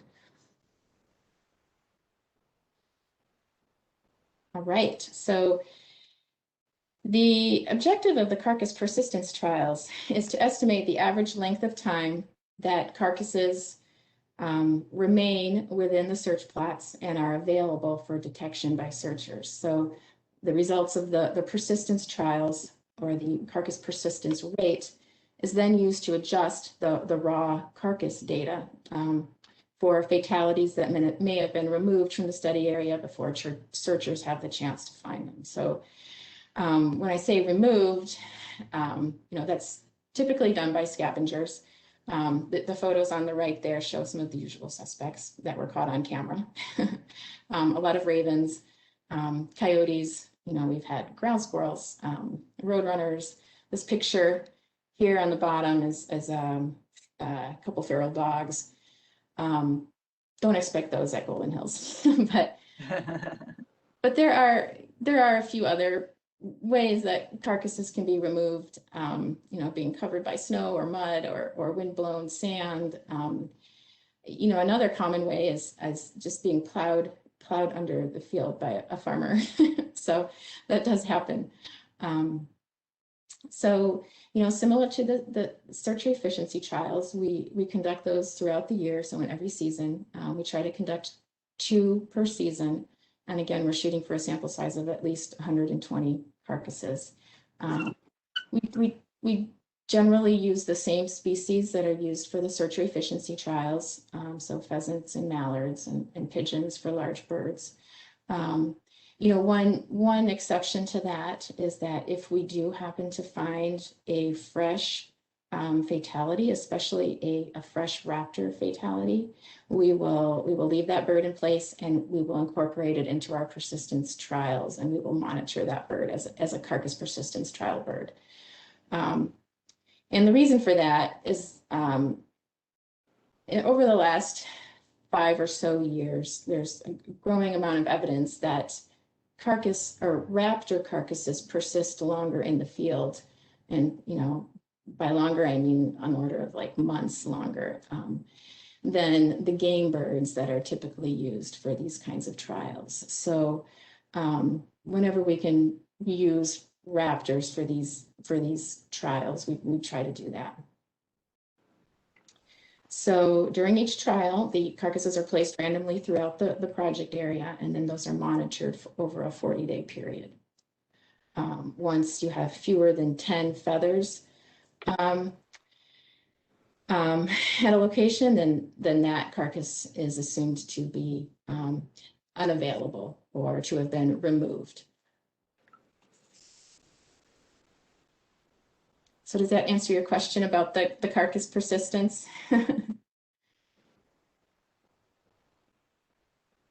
Kind of, but you got to understand predatory life.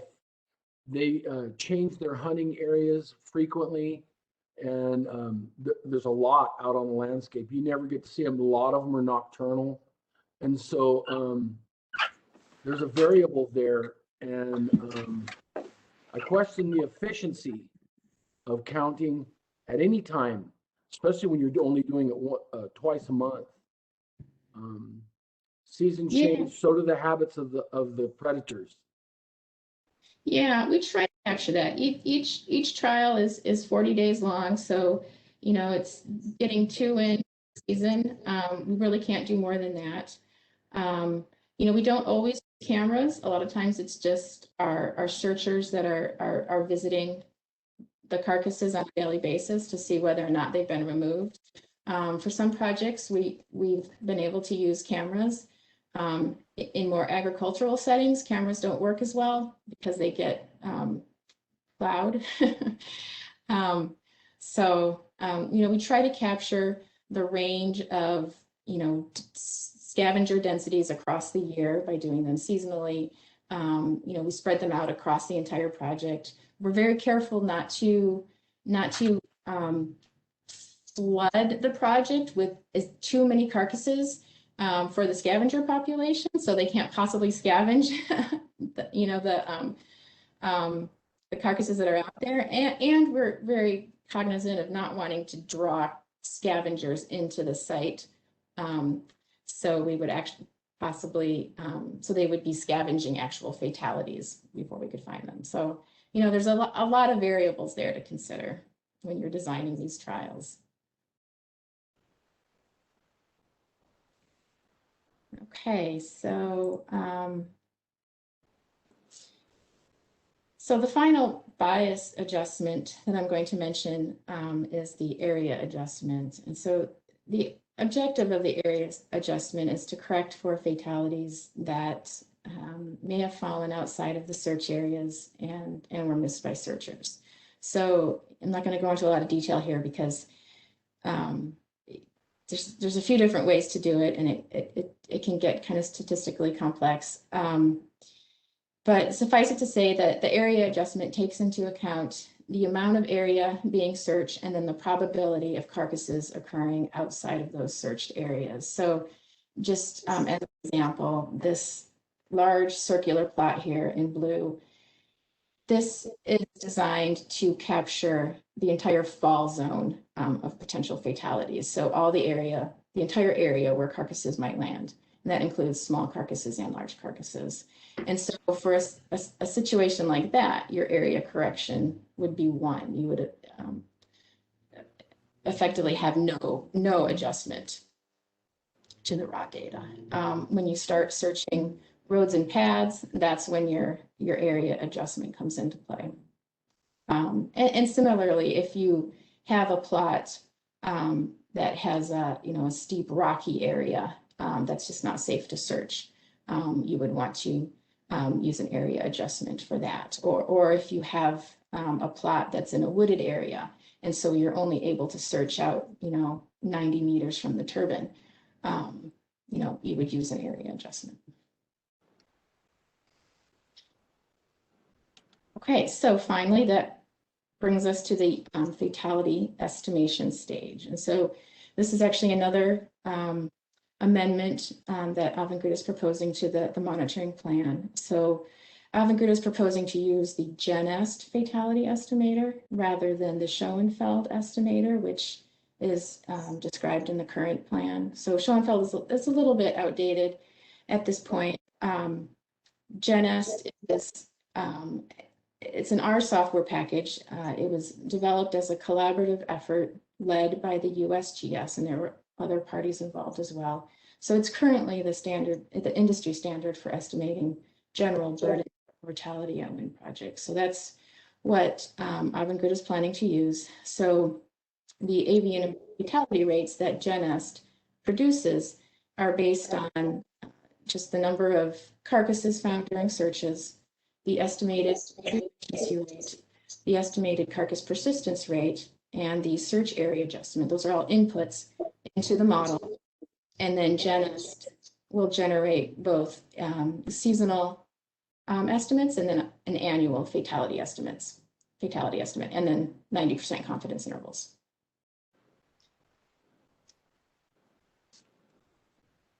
So specific to the Golden Hills monitoring plan, separate fatality rates will be calculated for the 5 species groups identified in the plan. So raptor species of special concern, grassland species, state sensitive species, and then bats as a group.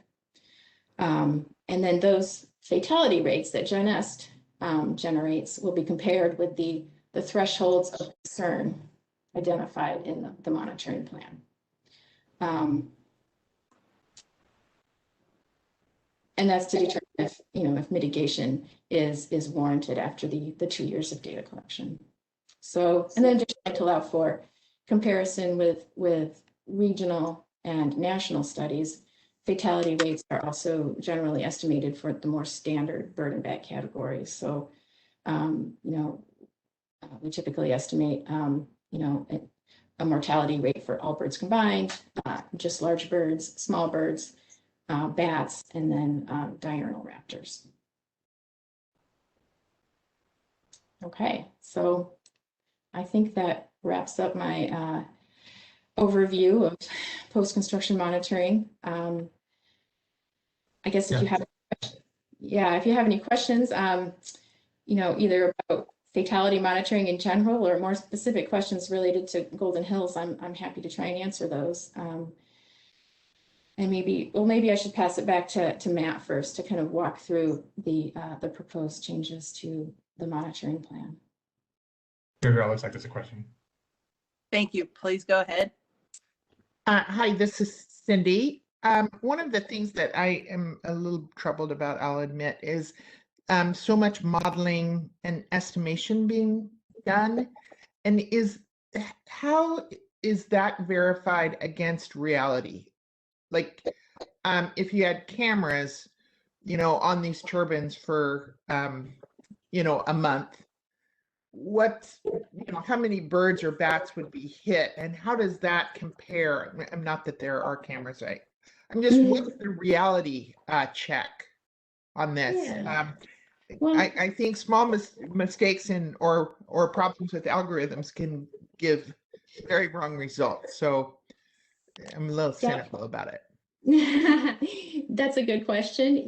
This fatality estimation software, as I mentioned, this is a continually evolving field, right? And so we've gone through several different fatality estimators over the year. This one is, and they just keep getting better, right? And their confidence intervals keep getting tighter. So I'm not a statistician, so I don't propose to know all the details of GenEst, but I can tell you that, garbage in, garbage out. So really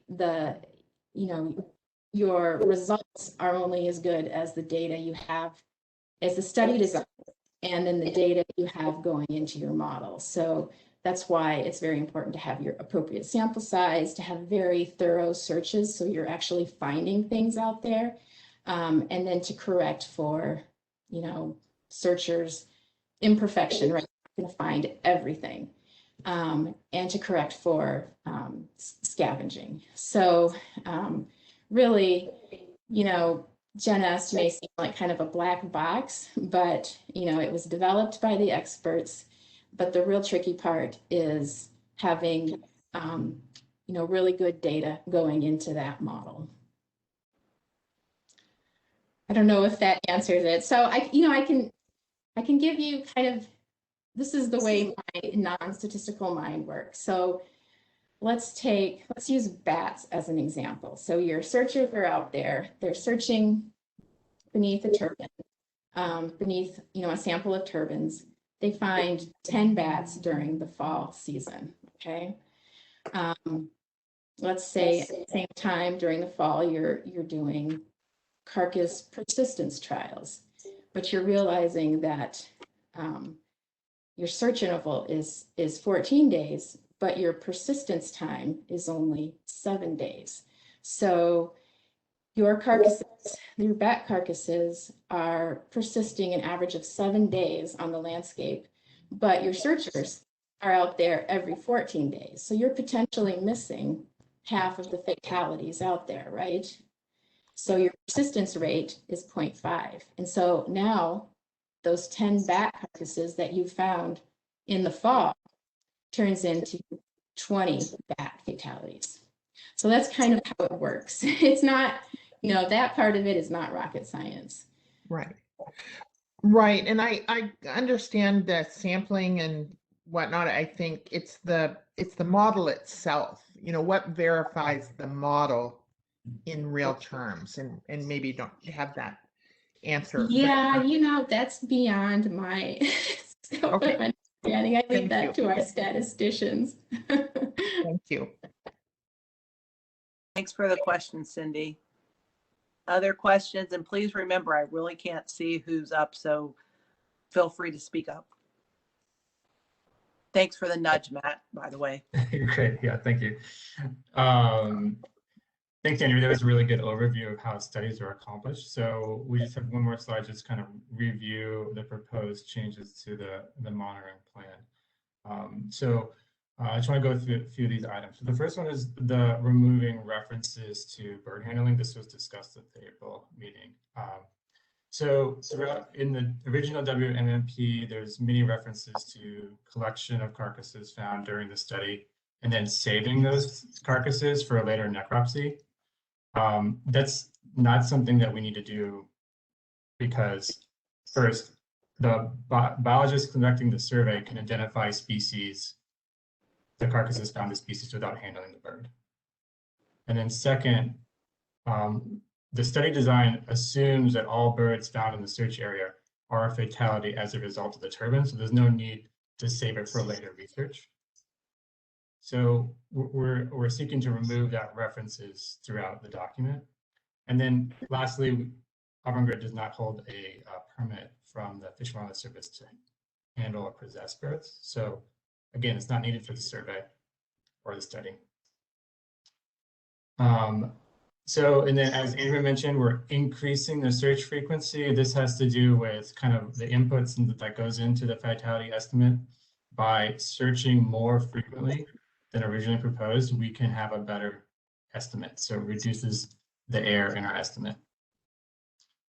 And then we're clarifying the number of turbines searched. So originally the Golden Hills project was approved for more than 150 turbines. Today we're only building 51 turbines.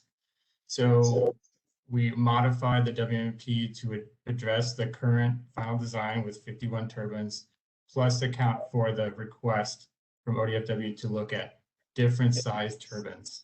So the red lines related in the plan relate to which turbines we're searching and how frequently.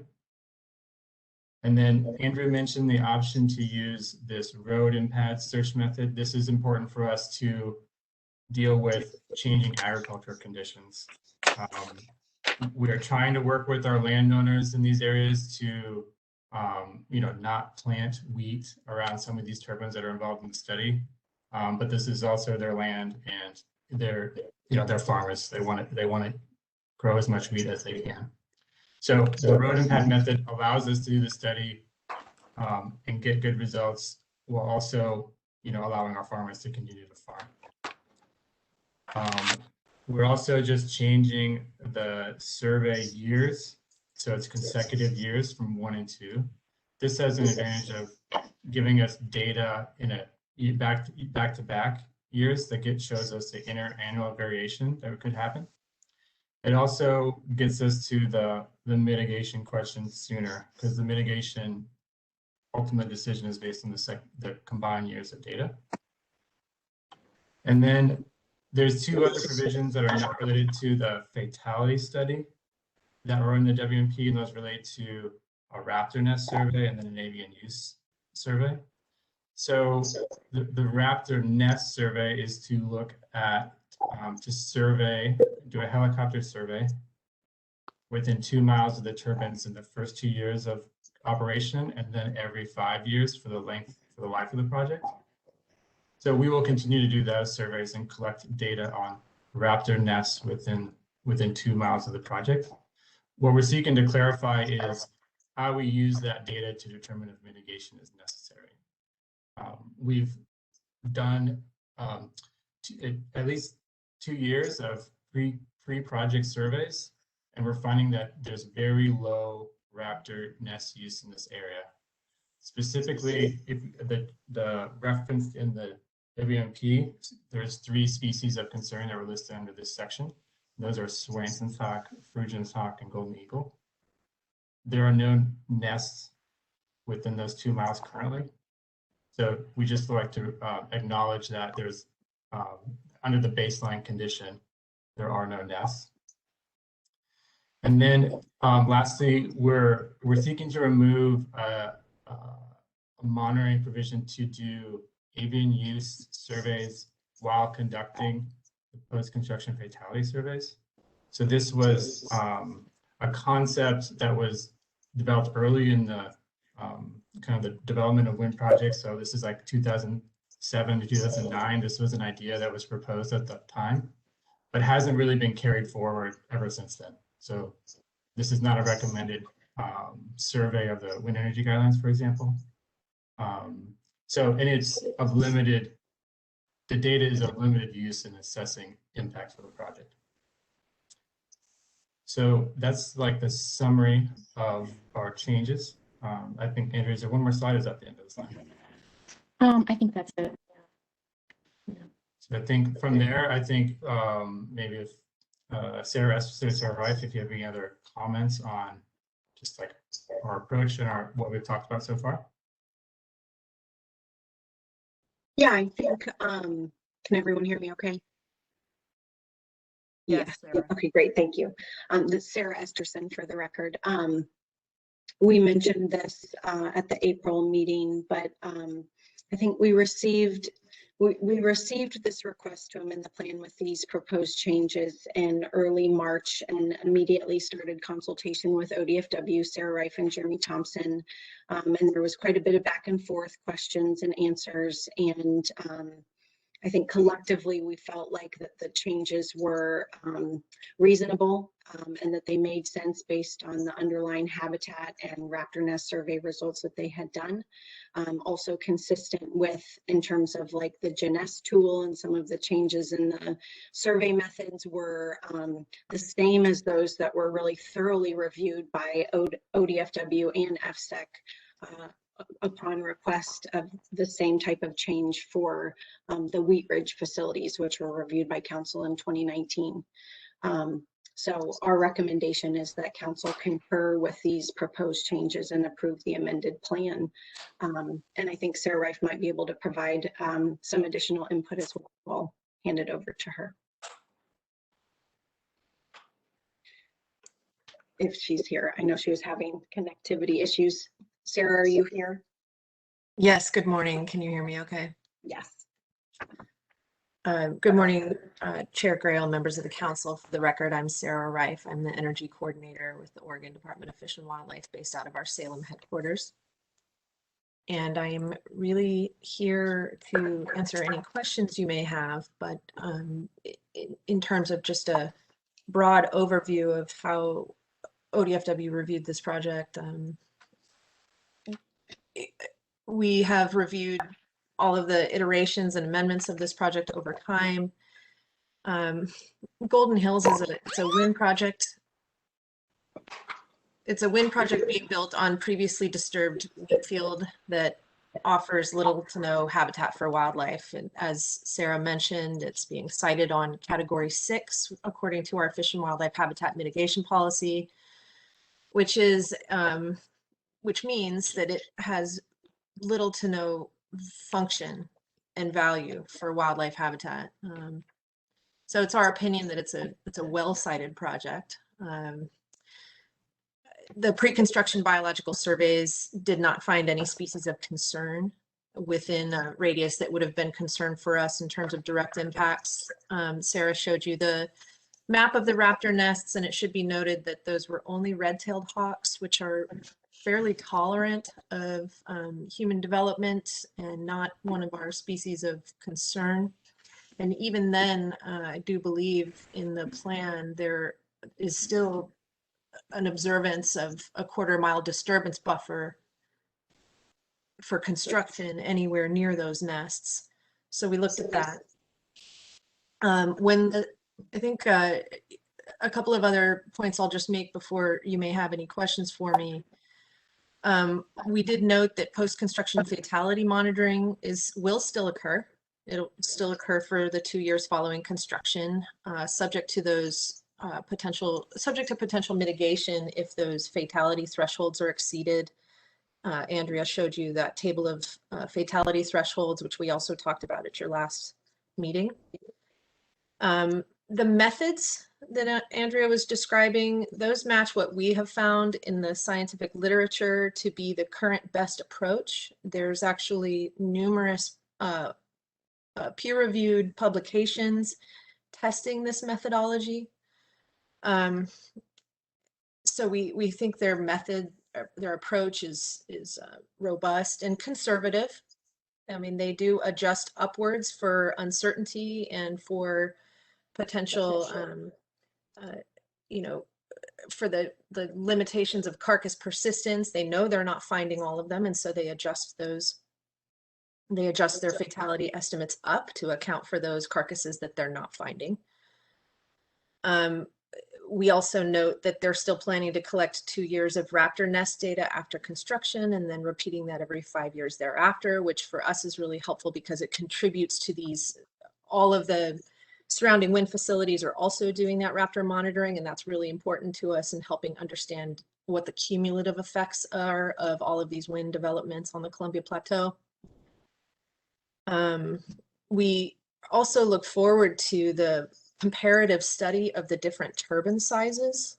We think that this will be really, as these new larger turbines are kind of coming more online, we think it'll be really useful information to understand if the larger turbines have an outsized impacts on bats in particular, given the ability of those larger turbines to operate at lower wind speeds. And so we appreciate Avangrid's initiative in setting up the study design. So anyway, we think this is a well-sited project in wheat fields, given the low risk that was identified in the pre-construction surveys, the previously disturbed condition of the project area. They've reduced the number of turbines. Originally, it was 125 turbines. It's now down to 51. In our review, we just found that this was a well-sited project that didn't really need such a rigorous post-construction monitoring response as was originally designed in the original site certificate applications. I think when the Wildlife Mitigation and Monitoring Plan was originally approved for Golden Hills, there were fewer wind projects out there on the landscape, and we knew less about how these projects were impacting wildlife. And so there were several monitoring elements that were included in that original approval.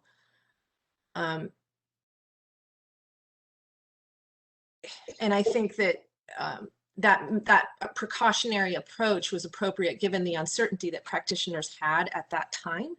But I think since that time, we've learned a lot that impacts are significantly lower when wind projects are sited in places like wheat fields or previously disturbed grounds than at energy projects built on higher value intact wildlife habitats. I think that this doesn't mean that future projects proposed in more important wildlife habitats shouldn't receive those more rigorous monitoring efforts. And so our review on this project shouldn't be misconstrued as like binding precedent for any other future FSEC projects that are sited on more valuable wildlife habitat. So just wanted to provide you with that kind of broad overview, and I can certainly try to answer any questions you may have. Thank you. Council members have any questions at this time? Madam Chair?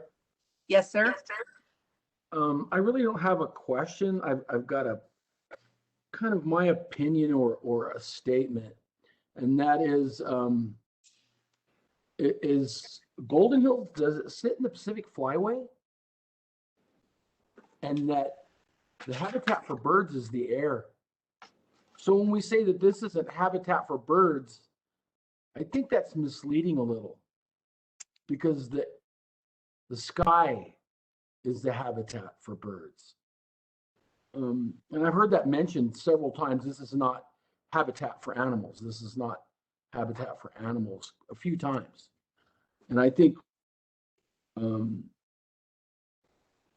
speaking for the birds that have no voice, the death of one eagle is too much. The tribes consider these as sacred animals that carries our prayers to heaven, and our prayers for our people and our old and our young. That's how they're sent. And so making sure that we respect their life it's very important for tribal members. And so we here in the Klamath Basin see such a large amount of eagles, into the thousands, hundreds of thousands for a whole year. But during their migratory season in the fall and winter, the skies are filled with eagles. So it's kind of foreign to me when you talk about an area where there's minimal impacts to these sacred animals, because for us here, they're everywhere. I seen them this morning driving to work. I see them every morning driving to work, and those are the ones that live here, that were raised here. And like I said, in the fall and in the winter, the migratory birds come in. Well, they have to get here, and if they're coming from Alaska, they're going right over the Columbia River. And so this area where this wind farm is located is right in the middle of their path. And that's why I mentioned my concern in our earlier meeting, and then I wanted to mention my concern today for these animals that, like I said, basically have no voice. And I want to speak for them. You know, they have a spiritual element for the native tribes, and I was taught that as a child by my parents and grandparents, and it's very significant to us. And I appreciate all the information relayed today. And we all need energy, you know. I know, you know. So I just wanted to say that. Thank you for the opportunity to share that. I appreciate it. Thank you for your comments, Councilmember Choctaw. There are other comments, questions, and again, please speak up because I don't see you on my phone. Madam Chair, this is Kent. Go ahead, Kent. I just found that because the department and ODFW evaluated the requested changes and on the program and acknowledged that the methods and the changes in the survey years and the GenS model were acceptable, and the fact that the GenS software is recognized as the industry standard, and because the changes are substantively the same as the changes we reviewed back in October on the Wheat Ridge renewable energy facilities, I think I'm ready to make a motion if that's acceptable. Okay, let's make sure there's no other comments. Cindy, do you have anything? Hanley? I'm good. I do. This is Cindy. I do have just a follow up to what Perry said, and a question. So with respect to the category 6, is that considering flyway? You know, it's not good wildlife habitat, but how is that flyway considered? Councilmember Condon, Chair Graham, the category 6 designation is going to apply primarily to the site-specific land use. Yes, the larger project is within the Pacific Flyway, and therefore the post-construction fatality monitoring is really important to ensure that that any direct impacts are being addressed. And if you were for some reason to find exceedance of thresholds, fatality thresholds in that post-construction fatality monitoring, you would want to consider whether additional mitigation measures were necessary to address the impacts to that airspace. One of the things that goes on with the siting and design of these projects is that you try to avoid the geography, the features of the landscape that migratory birds are going to be using. So buffering away from canyons, for example, and there was an example specific in this Golden Hills project. I can't remember the name of the canyon. Maybe Matt can help. Grass Canyon, I want to say. Yes, where Grass Valley Canyon. Grass Valley Canyon, where the original design of the project had turbines relatively close to that canyon, which we know would be used by raptors in particular and other migratory songbirds. And the Avangrid made the decision to remove some of those turbine strings and site further away from that canyon to avoid those potential impacts. And so that's not something that you necessarily see when you're looking at this post-construction focus. But those were some of the avoidance decisions made early on in the project to try and limit the impacts to the flyway and to the migratory birds using the flyway. Thank you, Sarah. Cindy, does that address your concern? Thank you. Yeah, and just following up on that, one of my concerns, I guess, is that this is post-construction, and I'm not particularly satisfied, the wrong word, with the mitigation. So if it does have bad results, is the mitigation appropriate in what we're looking at today? So hence my question, I guess. So thank you. Thank you. I'd just like to say for the record, this is Marcy Grail. The thing that I want to reiterate that Sarah said is that this does not deem, and please, I'm not saying this verbatim, but to the effect of that this does not deem all future projects in the same way in this decision for this post-construction monitoring, which does not need perhaps so much rigorous evaluation while we're getting more data. It shouldn't be considered precedent setting. So I just wanted to state that that was something that caught my attention and perhaps gave me some additional validation. So if there are no further questions, Kent, I think, or comments, I think we are prepared for you to make that motion. Okay, I just wanted to also say again that I thought all parties' presentations were very well done and very informative, and I appreciate that. So, Madam Chair, I move that the council approve the request by Golden Hills Wind Farm LLC to amend the wildlife monitoring and mitigation plan as presented by staff. This is Thank Hanley. you. I'll second that.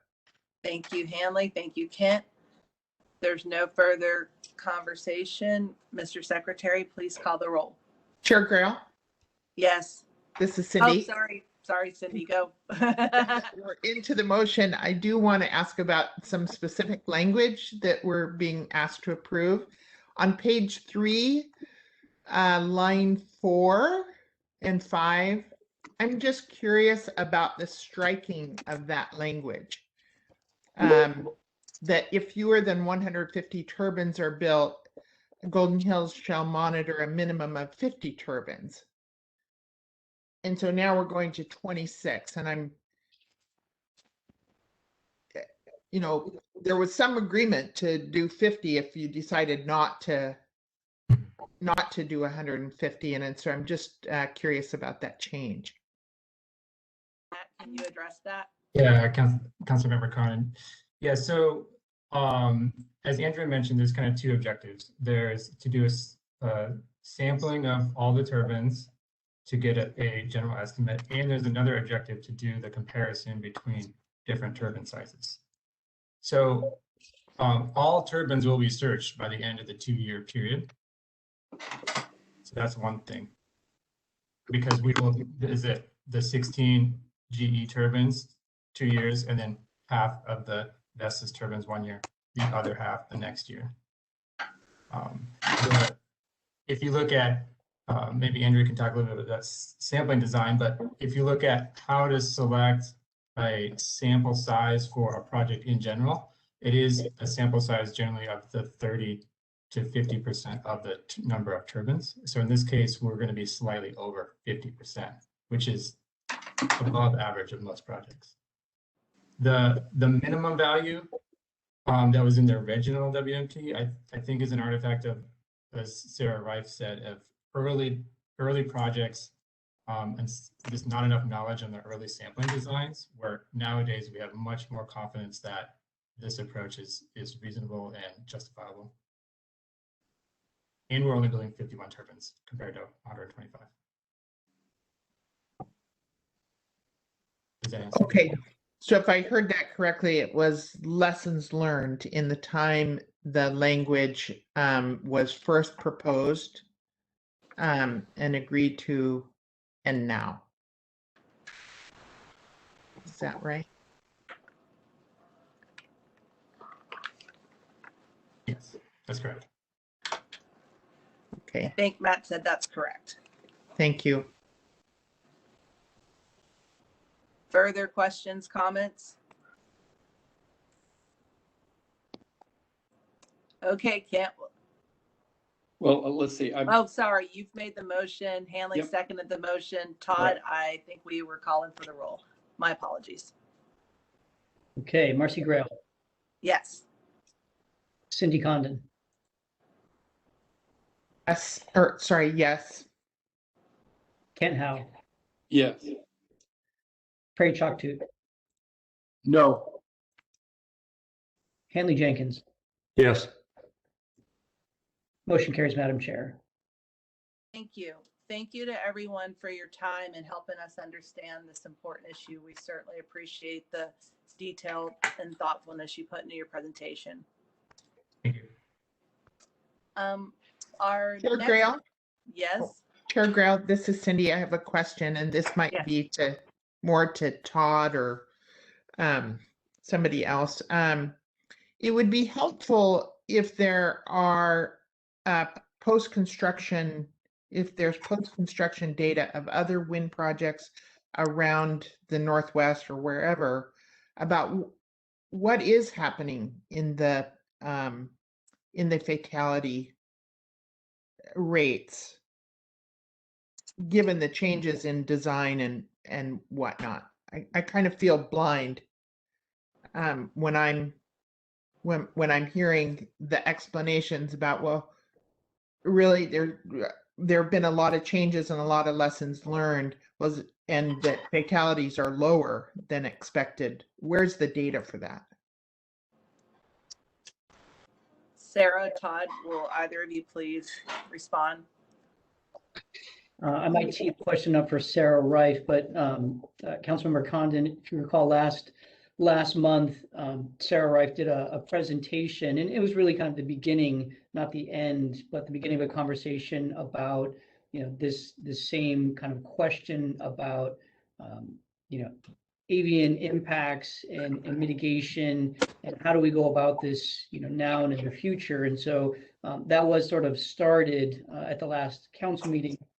And we do have designs to continue forward with that conversation in the future. I don't know that, I would rely upon Sarah Reif to deal with kind of the specifics of the question, but just to know that we are aware of council's concerns about this, and we intend to bring this back to have further conversations. But I don't know, Sarah, if you have any further details with that, I would certainly be happy for you to share those. Yes, Councilmember Condon. I think it's a good question. And as Todd said, I think with my presentation to you all last month, that was to give you kind of the first look, what are the regional fatality rates? If you remember those bar graphs that sort of show what's the range of variability in fatality rates across projects in the Pacific Northwest. So I think I hear a couple of questions in your question. One is, what is the different, are there different fatality rates for these different turbine sizes? So as we're repowering to these larger turbines, what's the different rate?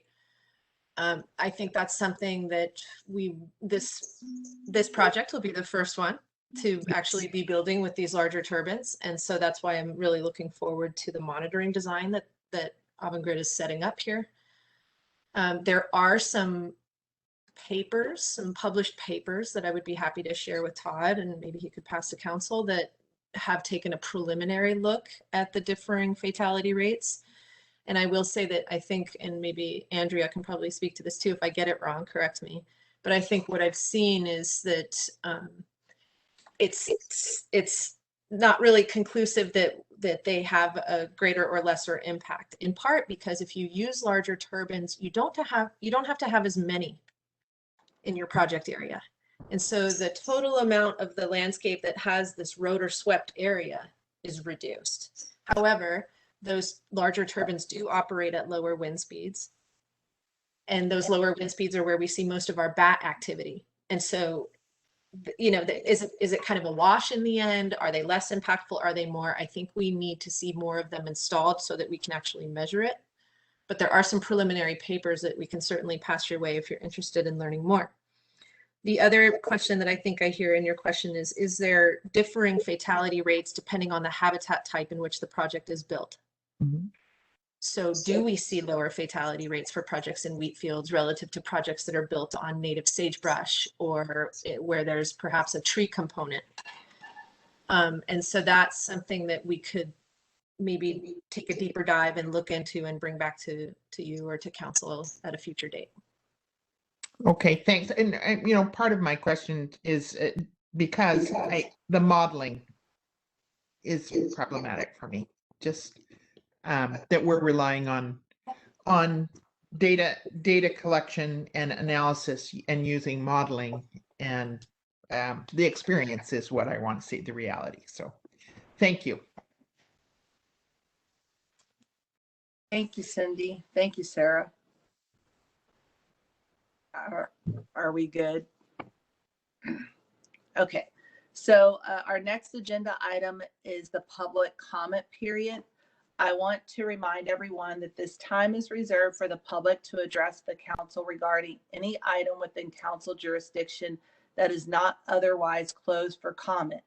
This includes the Boardman to Hemingway transmission line proposed order and the Obsidian Solar Center proposed order, which are in the contested case process.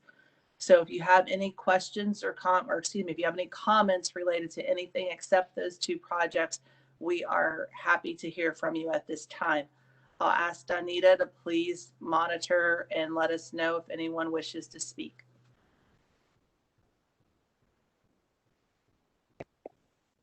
Madam Chair, Yes. you have one participant that would like to make a comment, Jody Parker. Okay. Ms. Parker, good morning. Good morning, and Chair Grail, council members, thank you for this opportunity to comment on the Energy Facility Siting Council. My name is Jody Getzlow Parker. I am the political director representing Laborers Local 737. Laborers International Union in North America. We're also known as LIUNA. We represent highly skilled and experienced union workforce trained to work safely in the construction and energy fields. Across Oregon, LIUNA Local 737 represents over 3,000 members in the construction and in the public sector. We build infrastructure, including the roads, bridges, transit to schools, office buildings, just to name a few. Our members are provided skilled work in every area of the energy sector, with the inclusion of helping to build the solar plants, wind farms, natural gas and oil pipelines, as well as the maintenance of power plant facilities. Today, we're just here to remind council that any renewable energy project should always include labor standards, the strong record of safety, state-approved apprenticeship training standards, and the local hire preferences. Renewable projects reinvigorate our local economies. We look forward to working together to ensure that the next generation has access to the skills and jobs that these energy infrastructures provide through living wages, full family medical benefits, and pensions that provide a dignified retirement. Local 737 believes that Oregon can achieve both its clean energy objectives while bolstering a high road renewable construction sector that provides shared economic prosperity for workers and our communities. We must also ensure that these processes do not result in exacerbating inequalities, but instead will merit intentional policies and procedures that advance these related goals. I believe that this encompasses what you laid out as far as public comment, Chair Grell. So in closing, I just want to thank you all for your time, your consideration, and of course, as always, your service to this council. And that is what I have for today. Thank you very much for your comments. Thank you, Chair. Irene Gilbert. Go ahead, Ms. Gilbert. Hello? Yes. Good Can morning. you hear me? Good morning. Irene Gilbert here. Thank you for allowing me to speak. First, I wanted to thank Perry and Cindy for making some comments in relation to the impact of these developments on birds. It's about time that the wildlife were better represented. And I would say I have argued unsuccessfully for many years regarding the fact that the air is also habitat for these animals, and the concerns regarding the fact that, for instance, eagles hunt within an area that is at least 6 miles from their nest, and the council has traditionally dealt with birds in a way where only the nest is considered Category 1 habitat. And so unless the birds were to remain in their nest permanently, they have no protection once they leave the nest. I also am concerned that there is no mitigation for deaths to these animals unless they exceed an arbitrarily developed threshold of concern. And since the council removed the requirement to deal with federally protected birds, such as migratory birds, there is no protection being allowed within the council standards. The rules allow for the Department of Fish and Wildlife to recommend mitigation for these animals that are protected under federal law, but up to this point, they are not doing so. And I would encourage council to work with the Department of Fish and Wildlife to have them start meeting that obligation to recommend that mitigation occur for these deaths. So that's one comment. Another one is I would like to provide you with a hypothetical situation. Let's suggest, I'd like to paint a picture where there's a development that the council approves that has many problems in terms of compliance with the statutes and the rules. And as a result of that, let's say over 100 people in the public request contested cases. So the way the contested case process is handled right now, the hearings referee is allowed to deny cases based on multiple procedural issues. So let's say 57 of these cases are thrown out immediately. Then of the cases that are left, let's say that the Department of Energy requests the use of an unusual process, which is a summary determination. Now, in a summary determination, the hearings officer is allowed to throw out cases prior to them being heard as full contested cases. So in this instance that I'm painting a picture, the Attorney General specifically denied permission for, or let's say the Attorney General denies permission for the use of this process and says if it's to be used, the council and the participants and the hearings officer have to approve of that. Well, let's say the hearings officer goes ahead anyway and allows this process, and perhaps there are 36 different requests from the department and a developer to throw out cases prior to them being heard. When the hearings referee starts reviewing these, they allow all of them to be thrown out. So now the public is left with a situation where they are not allowed to complete the contested case process. The council never hears about all of these cases that were thrown out, and perhaps many of them are involved issues as significant as the failure to follow land use laws regarding forested land, and perhaps the developer is allowed to destroy many acres of forest land because it's not being called forest land. Now, I have some concerns that in the future, the council may be faced with this kind of an issue.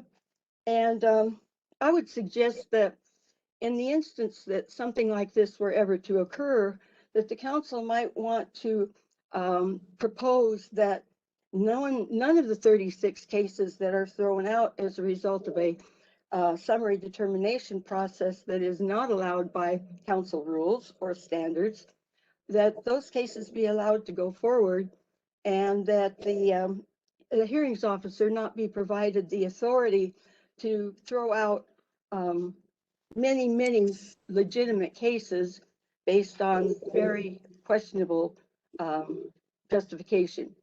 So let me say that if that were to happen in the future, it would reflect very poorly on the council. And the council is given credit for all of the decisions that occur during contested cases.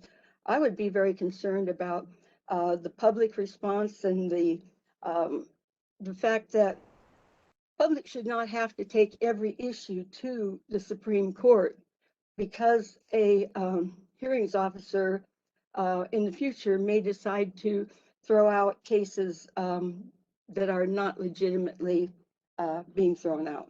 So when you have a contested case process where the public is limited to very narrow issues, and the Oregon Department of Energy is allowed to define those issues for contested case in a very narrow way, and there's law that says that issues cannot be defined very narrowly based on comments at a during hearing. I would be concerned about how those kinds of things reflect on the council and how the public is going to respond when these kinds of issues are publicized. So that sort of completes that part. And the other thing I'd like to say is I am requesting that the council consider replacing the hearings officer for the Boardman to Hemingway transmission line. Ms. Gilbert? Yeah, that is a legitimate request. Okay, I think we have another process to deal with that. And I don't know that right now at the public comment, because we're not permitted to talk about anything related to Boardman to Hemingway transmission line. I would defer to our counsel, Patrick Rowe, or Secretary Cornett to correct me if I'm wrong. Up to this point, it's all been let's see, just a hypothetical, shall we say. But certainly when cases are thrown out prior to a decision, I would hope that the council would be paying very close attention to things such as summary determination issues when they are not supported by council rules or statutes, and the council if the council fails to authorize the use of such a process in a contested case. So So Ms. that Gilbert, was- I appreciate the hypothetical. I'm speaking Okay, to address that the hearings officer be removed. I don't think that's something that's supposed to be brought up at this time. So okay, that's why I referred. Thank you. Yeah. okay. Is that all? Let's see, I'm just concerned that the council is being, that the Department of Energy fails to provide accurate information to the council. And the council oftentimes approves issues without fully understanding the entire, all of the related issues. And when it comes to things like appeals, the council gets credited with these poor decisions. And I know just recently there were 3 different issues that went to the Oregon Supreme Court, and the appellate was supported on all of them. So the Department of Energy is paying over $75,000 to the people who who filed the request for review by the Oregon Supreme Court. And I would think that council members would not be wanting that kind of thing to happen, for that kind of use of public funds to be happening, because the contested case process that is being allowed by council fails to provide a fair and balanced opportunity for public participation.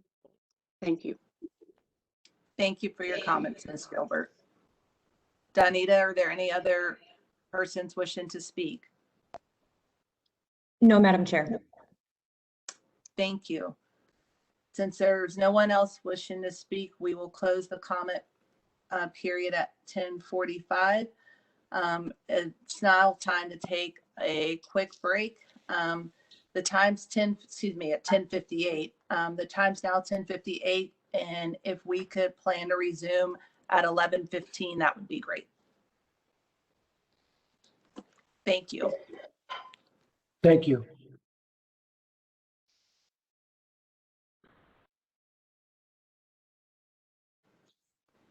One of my devices says it's 11:15 and one says 11:14, so I'm not sure which one to go off of.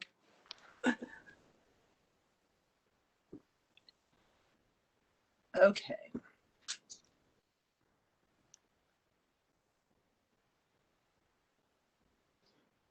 Well, I think it's time to reconvene. The time is now 11:15. So, Todd, does it look like everyone's back? Okay, thanks. Our next item is a project update. This is an information item. We will have Kellen Tardyweather, Odo Senior Siting Analyst, who will provide brief updates on her active projects. Kellen, the floor is yours. Thank you and good morning. For the record, my name is Kellen Tardyweather, Senior Siting Analyst at the Oregon Department of Energy. Thank you, Chair Grail and other council members. It has been a long time since I've seen all of you and been in front of you, so I apologize if I'm a little bit rusty, and bear with me as I get some sort of cadence to what it is that we're doing here. Let's see, Donita, are you going to pass the ball to me to present? I am now the presenter. And just 1 minute here. I guess I need to find.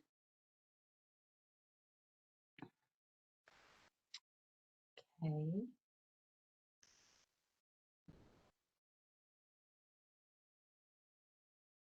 Okay.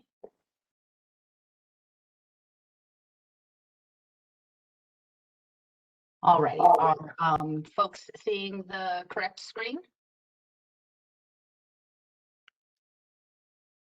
Yes. Okay. All righty.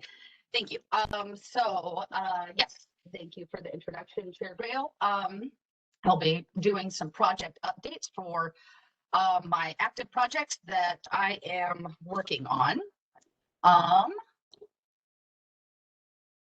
This is a list of the projects I am the lead on 5 applications for site certificate and 1 request for amendment. So I'm going to go through these in this order.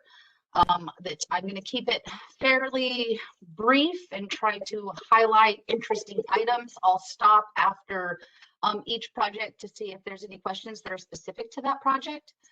So I'll just go ahead and get started here and let my cat out so it doesn't yell at me. Okay, so there's the Obsidian Solar Center. The Obsidian Solar Center is a 400 megawatt solar energy generation facility. It also has battery storage components proposed with it, 2 technologies, which are flow battery technology and lithium, or no, it is just flow battery technology proposed for the Obsidian Solar Center. There are related and supporting facilities associated with the Obsidian Solar Center, such as the collection system, collection substations, associated roads, a 2-mile, 115 kV transmission line, and a 2-acre substation. I believe that's the acreage on it. And I'll show you a map of these facility components on my next slide. The applicant is Obsidian Solar Center LLC, which is a subsidiary of Obsidian Renewables. Just a brief procedural history to kind of give you an idea of the time frame that led us to where we are now with the application. The applicant submitted a preliminary application, and then the department deemed the application complete in October of 2019. The department issued the draft proposed order, or the DPO, in March of 2020. As we recall, this is kind of like the peak of COVID. So Obsidian Solar Center, the applicant, would just call them Obsidian, got kind of caught up in COVID and us figuring out how to do the in-person hearing requirements in the nature of the pandemic. So that was a little bit complicated, but did eventually happen. So we issued the DPO in March of 2020, and then after the comment period closed and we addressed the comments and presented to council, the department issued the proposed order on the ASC in October of 2020. The project is currently in the contested case, as was mentioned on the onset of the public comment period. There are 9 limited parties in the contested case that have granted standing on 9 issues. And the limited parties are represented by an authorized representative. So they're essentially working with an attorney to represent their human interests on those issues. The issues, just high level, generally are related to land use and public services. We're in the contested case, and council has received a presentation by Patrick Rowe on the contested case process that we all totally have memorized, but generally where Obsidian is in the proceeding is in this written direct testimony and the written rebuttal testimony and evidence portion of the contested case. So over here, I'm going to show a map. So this is the footprint for the Obsidian Solar Center. It's located in North Lake County, which is kind of a long county in southern Oregon, next to Klamath County. It's just under 4,000 acres. So this is a pretty significant and large facility, just over 6 square miles. So the yellow area are the areas that are anticipated to have permanent impacts. So those are part of the permanent footprint. And you'll see these areas that are not yellow. And these areas are avoidance areas that are being avoided to avoid impacts to cultural resources and also to wildlife sensitive, state sensitive species resources. This area here is the transmission line that goes over to the substation area. And so this is, again, North Lake County near Christmas Valley, Silver Lake area.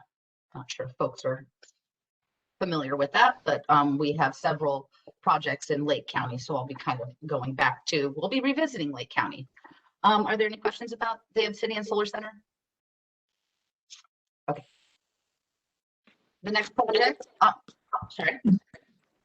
Go ahead. Okay, thank you. I appreciate it. Also, just as a note, you know, with the contested case, so I am the lead analyst on the Obsidian Solar Center and the Boardman to Hemingway transmission line. Once the projects go into the contested case, I'm more of support staff, and Sarah Esterson, Senior Policy Advisor, and Patrick Rowe kind of take the lead in the contested case process, and the department works with DOJ, and DOJ, you know, we work together with generating the documentation, and then DOJ does the service of the documents in the contested case to the hearing officers and the Office of Administrative Hearings, and also in like pre-hearing conferences, the DOJ, you know, represents the department. The Kellen? next project, yes. This is Marcy, and I just want to state for the record that we do have new council members, but anything related to Boardman and Hemingway, I have to recuse myself, and so we'll be asking Vice Chair Howell to step in when those times come. Thank you for that clarification, Chair Grail. The next project that I have been leading is the Boardman to Hemingway transmission line, fondly referred to as B2H. The Boardman to Hemingway transmission line is approximately 273 miles of 500 kV transmission line. However, it does also include the removal of 12 miles of a 69 kV transmission line and rebuilding of 230 kV transmission lines and 138 kV transmission line in various locations along the route. The applicant is Idaho Power Company, or IPC, Idaho Power. In the application, they've also proposed 4 alternative routes, and so which cumulatively represent about 33 miles of alternative route segments, which I'll show a map of those. Related or supporting facilities associated with B2H are the Longhorn Switching Station, which is a 20-acre substation located in Morrow County. There's 10 proposed communication stations along the route, which are about a quarter of an acre in size each. Access roads are a pretty significant portion of the related or supporting facilities proposed by the applicant. Associated with the proposed route, so there's the proposed route and then there's the alternative routes, and the alternative routes have kind of their own names, but the proposed route is like the main route. There is about approximately 206 miles of new roads proposed to be constructed to be able to serve the operational portion and construct the transmission line. And then there's about 223 miles of existing roads that would need to be substantially modified to be able to construct and operate the proposed transmission line. With the alternative routes, there are about 30 miles of new roads that would be needed to operate the transmission lines, that transmission line segment. And then about 22 miles of existing roads that would have to be substantially modified to be able to construct and operate the facility. On the note, with how council evaluates proposed and alternative routes, an applicant may propose any combination of routes in an application, and how the department has proposed the evaluation against all of the applicable council standards and rules are that the proposed or alternative routes either do or don't meet the council standards in the proposed order. We recommend that all of them do meet the standards subject to certain site certificate conditions. And if a council approved the department recommendations, say all of the proposed route and alternative routes were approved, the applicant, Idaho Power, would then select if they wanted to choose the proposed route or an alternative route and would construct one or the other. And then there could be variation in the decision to where maybe the proposed route would be approved by council and maybe an alternative wouldn't, et cetera. But if all of the routes were approved, the applicant would then have the option to select which route to construct and operate. And I can demonstrate this maybe a little bit better when I have a map in front of us. There's also temporary features that are related or supporting facilities, including construction laydown areas, and also these areas that are called pulling and tensioning sites. There's about 299 of them proposed. They occur, approximately every mile along a transmission line, or more than a mile, depending on the topography and what would be needed to construct a transmission line. But these are generally where the transmission towers would be constructed and then stringing the line through. So they happen about approximately every mile in between. And then 4 of those pulling and tensioning sites would be included as a light duty fly yard. So there may be helicopter and flight activities happening out of those areas as well. So brief procedural history, only kind of like up to where we are now, because Boardman to Hemingway goes back a very long ways, because the applicant also had to get federal approvals. Federal approval process took a long time, but they initially started the state process, the FSEC process, with the federal process, paused the state process while they proceeded with the federal NEPA review, and then once they got a record of decision from that, kind of reinitiated the FSEC process. So the applicant submitted a preliminary application in 2017. The department determined the application complete, and it was filed in September of 2018. And then in May of 2019, we issued the DPO, which triggered a comment period. And then we held public hearings for the public to provide oral and written testimony in each of the 5 affected counties. And then on July, so just over a year ago, July 2nd, 2020, so just over a year ago, the department issued the proposed order, which provided responses to the comments received. So the Boardman to Hemingway transmission line is in the contested case. On the onset, after the hearing officer and council reviewed the petitions to be party to the contested case, the hearing officer determined and council determined that there were 36 limited parties. Limited parties means that they're limited to the issues that they appropriately raised on the record of the DPO that are in the council's jurisdiction. And then there were 78 discrete issues that the hearing officer identified in her case management order. I'm just going to kind of leave it at that. So it's 36 limited parties, 78. However, this is the biggest contested case that council has ever seen, and the department within the scope of the parties and the issues. And so there's a lot going on. There's a lot of dynamics. And so there's been some parties that have withdrawn, and so it's kind of like a moving target. So, but that's where we began with from the hearing officer's case management order. In the contested case process, we're in the motion for summary determination phase of that process. And that is ongoing at this time. So here, and it might be a little bit small, it's hard to capture really good images of the whole transmission line because we are talking about 270 miles in Oregon and across 5 counties. The proposed route is this red line. And then there are alternative routes, which I have, maybe, there it is, over here. And you're like, what is going on here? So here is the one. So you can't really see the alternative routes up here. There's the one, which corresponds to this diagram over here. So on this little stretch that's next to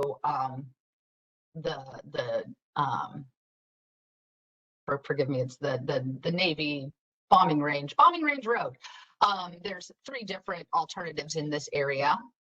Down here on number 2 is down here. This is the Morgan Lake alternative, which is outside of LeGrand. I'd say that in general, this is the most focused on alternative and area of interest that was reflected in the DPO comments and in the contested case.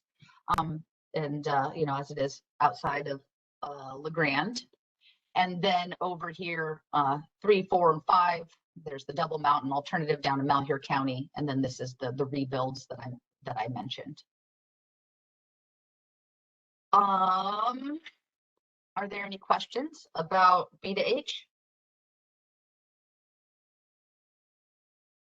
Any questions? Just a reminder, please speak up because on my phone I may not see you. Thank you. All right. We can always come back if something comes to mind. The next project that I'm leading is called the Weston Solar Energy Project. I think this is a newer project, so this may be the first time it's kind of been presented to council. I think it's good that we're kind of bringing this project in. This is a new project. It's a new application for site certificate. It's a 45 megawatt solar generating facility. It also includes battery storage as well. The applicant is Eurus Energy America Corporation. The interesting and what's nice to compare this project to the other projects is the applicant submitted a request for expedited review for a small capacity facility, which has its separate rules that apply for small capacity facilities, which are facilities that meet requirements, but generally speaking are below 100 megawatts of generating capacity. So at 45 megawatts, we're below that. They met the criteria. The department agreed that it's appropriate for them to follow the expedited review rules. That said, it's vastly similar, pretty much the same thing as the rules that apply to application for site certificate. So like for B to H and the Obsidian Solar Center, same rules. The primary difference is there's no notice of intent phase. So we skip the notice of intent phase. The notice of intent phase is where an applicant, the project is very well defined, but the applicant submits a notice of intent, and that actually goes out for public comment and agency comments. And so there's this comment period associated with the notice of intent, and there can be an informational meeting for that project. So there's no notice of intent for expedited review. So really, they submit their request for expedited review. Department agrees or disagrees. In this case, we agreed. And then the next step for the applicant is they submit their preliminary application. And this is kind of a nuance of expedited review is the department issues its project order after the receipt of a preliminary application. Whereas for a normal application for site certificate process, an applicant submits the notice of intent, public comment period, then the department issues the project order, and based off of that project order, an applicant submits its preliminary application or the PASC. As a reminder to council members and to the newer council members, a project order is an administrative document that the department issues that really helps tell the applicant of what to include in the application. This is the information by rule and as recommendations by the department that needs to be in your application for it to be deemed complete. So project order, it's not a final order. The department can modify it at any time, or council can modify it at any time, but it's essentially a guidebook to the applicant of telling them what information they need to provide in the ASC rather than just having them read the rules. In the project order, the department can also modify the analysis areas, which are kind of the areas that go out or in for specific resources that need to be evaluated for impacts for the council standards. So that's the project order. Normal. Expedited review, they submit their PASD. Yes, Councilmember Condon. Thank you, Kellen. Just a quick question. So the public has knowledge of the project is when? When we deem the application complete, there would be a public notice and an informational meeting on the complete application. And that's the first time that adjacent property owners would be notified, or? Correct. Okay. Okay. Thank you. Yeah, absolutely. Good question. The department anticipates a preliminary application in mid-August for this project. The applicant has been working with the department and consulting with reviewing agencies and asking questions about appropriate information to include in the PASC. And again, after they submit the PASC, the department issues the project order, and then the department reviews the preliminary application for completeness.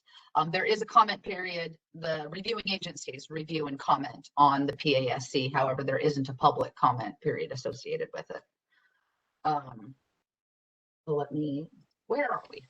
There we are. Okay, so the West End Solar Project is now, this is 324 acres. So we're, smaller generating capacity, but we're also, kind of in the scope of solar facilities that council has looked at, like it's a smaller project. And it is about 2 miles southeast of Hermiston. So Hermiston's up here off my screen. The layout, the location for the facility crosses 2 existing transmission lines, a PacifiCorp transmission line and a BPA transmission line, and has a point of interconnect here and is next to a highway. Again, it's about 324 acres. Any questions on that one? Yeah, Kellen, for the record, Todd Cornett, can you explain why at 324 acres this project is FSEC jurisdictional, since typically, as you had indicated, FSEC would review much larger size facilities? Yeah, thanks, Secretary Cornett, for pointing that out. There is a portion of the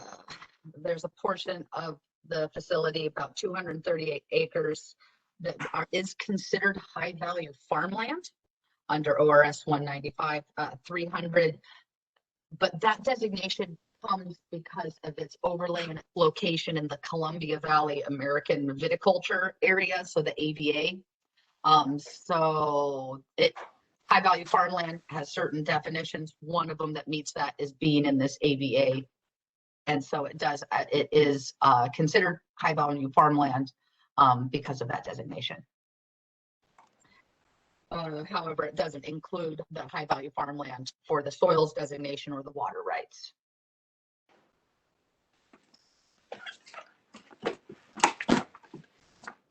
Okay, so we're moving on now to the Blue Marmot Solar Energy Facility. So this is 50 megawatts solar generating facility with related or supporting facilities, which include a 3-acre, 115 kV step-up station. It has an overhead gen-tie line that would connect the substation with the existing PacifiCorp substation. Has an O&M building, and also has some access roads associated with it. When I get to the map, I'll kind of explain the unique characteristics about the Blue Marmot Solar Energy Facility. The applicant is Blue Marmot Solar Park, LLC, which is a subsidiary of EDP Renewables. A few years ago, I'm like, what year is it now? Was it 2018? Anyhow, this project's kind of been around for a while. The applicant submitted a notice of intent several years ago, and then requested council extend that notice of intent, which it did, which council did grant. The applicant has been modifying based on comments and feedback from that original notice of intent comment period with the public. They went back and were kind of revising their project and looking at it for, in also on their other development in that council doesn't really look at or consider. So they kind of the project kind of went dormant for a little while. And then in October of 2020, they submitted what we're calling a revised NOI. Essentially, they just restarted the NOI process all over again. However, we're just calling it a revised NOI, but it essentially re-triggered the NOI process again, which had a comment period associated with it. The comment period closed, and so the department issued the project order in February of 2021. As of now, the department anticipates, the department anticipates a preliminary application in late summer. However, the applicant has indicated that it again is kind of re-looking at its options and its facility layout, and potentially pursuing a county level or a county jurisdictional project. At this time, we haven't received any formal notice from the applicant. However, we anticipate to be able to update council on this project and kind of what will happen with it at a later date that will be pretty soon. So the Blue Marmot Solar Energy Facility is about over 2,300 acres, has a 2,300 acre site boundary. The actual impacts would be anticipated to be less than that.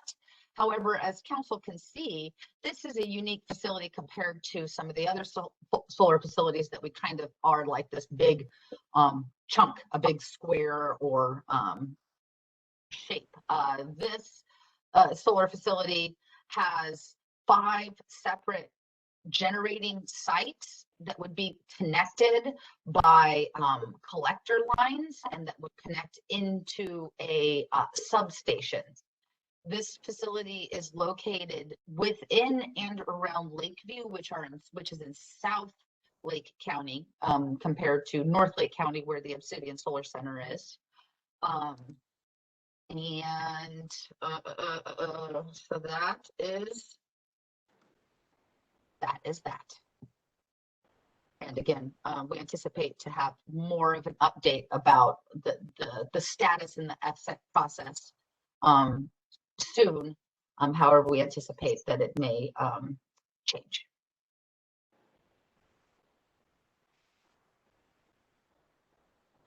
So, which leads me to the Archway Solar Energy Facility. We're now going back north to North Lake County. The Archway Solar Energy Facility is a 400 megawatt generating facility. It does include, the proposal includes flow technology or lithium ion battery technology. The other related or supporting facilities include the collection system and a substation with a point of interconnection into a 500 kV substation. Includes an O&M building, part of a 500 kV transmission line, internal roads, and temporary construction areas. Excuse me. The applicant is Archway Solar LLC, which is a subsidiary of Invenergy Solar Development. The applicant submitted a notice of intent in June of 2020. And then after the comment period on the notice of intent closed, the department issued its project order, which is the administrative document that helps an applicant know what to submit in its application. The department issued the project order in September of 2020. After that time, the applicant indicated it is kind of for various reasons. Most likely kind of the development end on the side that council doesn't really consider. The department has kind of put on a not the department, the applicant indicated it's going to put a temporary hold on the FSEC review of the project. So this project is on hold right now, which is an interesting note. So this would apply to Archway and to Blue Marmot, even though we went through the notice of intent, the comment period, and the department issued the project order. So the next step is for the applicant to submit the preliminary application. We're still in this notice of intent phase, which has just this a payment fee associated with it. once we move over into, once an applicant submits a preliminary application, we're now over into this application phase, which has kind of a separate, like building associated with it. The only reason I bring that up is as long as we're over here in the NOI portion of it, the rules for the notice of intent phase apply. And a notice of intent is good for 2 years, and an applicant has an opportunity to come to council with a justification to request council to extend the notice of intent phase for 1 additional year. So, really, the Invenergy and EDPR for Archway and Blue Marmot, they're both in that area.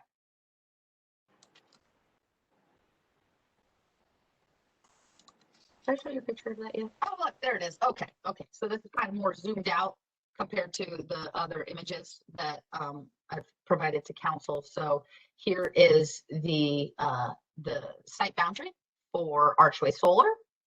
And again, we're in this, I guess this is helpful because up here is North Lake County, and then Lakeview, where the Blue Marmot is South Lake County here, which is actually a considerable difference in between the two. So up here more would be where Obsidian is. This is where Archway is, and then Blue Marmot would be down here.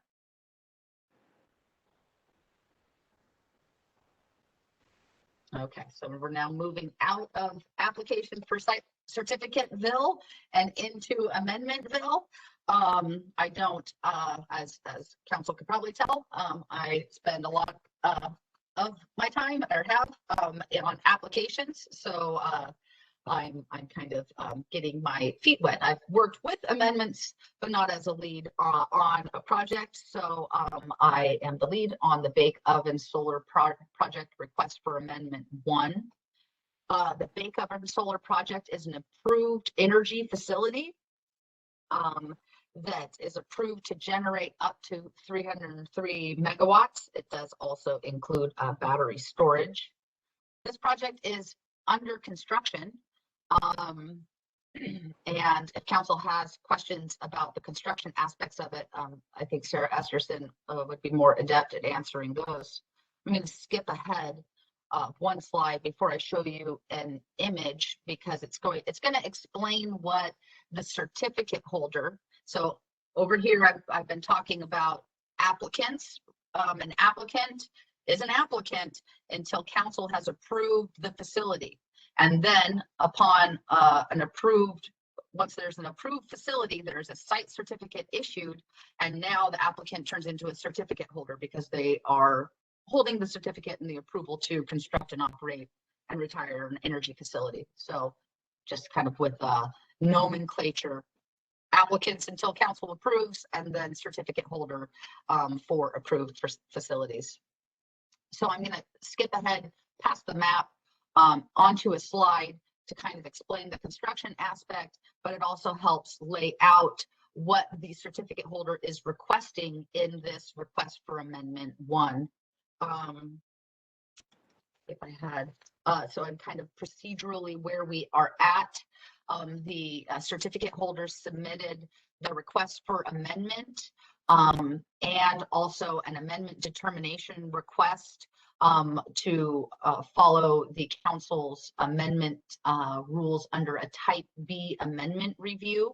They submitted those in conjunction. The department is reviewing the preliminary RFA and has issued a request for additional information to the certificate holder that we're waiting for responses on. So, what is there? Maybe I have a map next. Okay, well, that's good. Okay, so I'm just going to focus on the 1, 2, and 3. This is, as you can see, the amendment request is to split the approved site certificate into an amended site certificate and then 2 new site certificates. So they're requesting to split the facility into 3 parts with shared, related, or supporting facilities, but then to have separate certificate holders for 3 site certificates. But the reason why I bring this up is in the final order and the site certificate of what was approved for the Bake Oven Solar Project, the the certificate holder explained that they would construct the facility in phases. And so this breakout of the 1, 2, and 3 is consistent with also what council approved for the Bake Oven Solar project as in the development phases. So phase 1 and 2, which don't have these names, but these are the 2 that are under construction currently. And then this third, the 103 megawatts, is not yet under construction. So kind of going back to then, what the certificate holders requesting to amend is to essentially keep this same megawatt phasing of what would of how these portions would be constructed, but essentially giving them a separate name, having a separate certificate holder, and then having each facility having its own certificate holder and conditions associated with that. For each of these would have shared, related, or supporting facilities, which I think is better demonstrated in the map for this. And there we go. Okay, so of note, which the certificate holder, primarily weighs on for why a Type B amendment process is appropriate, is that they're not proposing any changes to the site boundary. So there's no physical changes proposed to the site boundary. They're not expanding it. They're really saying they're kind of just breaking out internally the kind of like individual site boundaries for each of these megawatts and identifying a new certificate holder and facility name for each of those. So here are all 3 of those. So this black line is the approved site boundary that was associated with the Bake Oven Solar project. And so then each of these areas shows the portion, like this pink hatched line is Sunset, this would be Daybreak, and then there's Bake Oven, and then there's overlap. So all of them would kind of share, this is the transmission line. So they're representing that all of them would share that related or supporting facility. So any conditions that applied to, say, that transmission line would appear in all 3 of those site certificates. And that is what I have to say about that. Are there questions? Madam Chair, this is Hanley. Go ahead, Hanley. Helen, is there battery storage associated with this? There is. It's 100 megawatt battery storage system. Right. So where does that go with these 3 projects? I'm not sure. Sarah, are you there? Do you have an idea?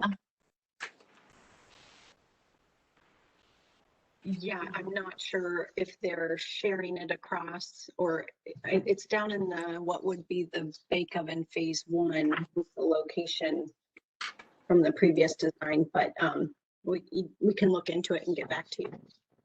That's okay. I'm just curious, with these battery storage units that are being added to these facilities, how they function when they split these properties up like this.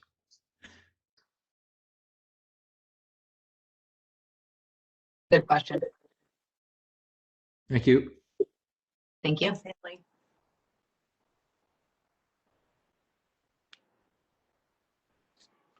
Okay. So expand my screen here. And I think I can, oops. Stop screen sharing. Maybe Donita can just take the power away from me and there you go. There you go. Anyhow, I appreciate it. It's good to see everybody and hope everybody's doing well. Thank you, Kellen. It's good to see you as well. Does anyone have any questions, comments for Kellen?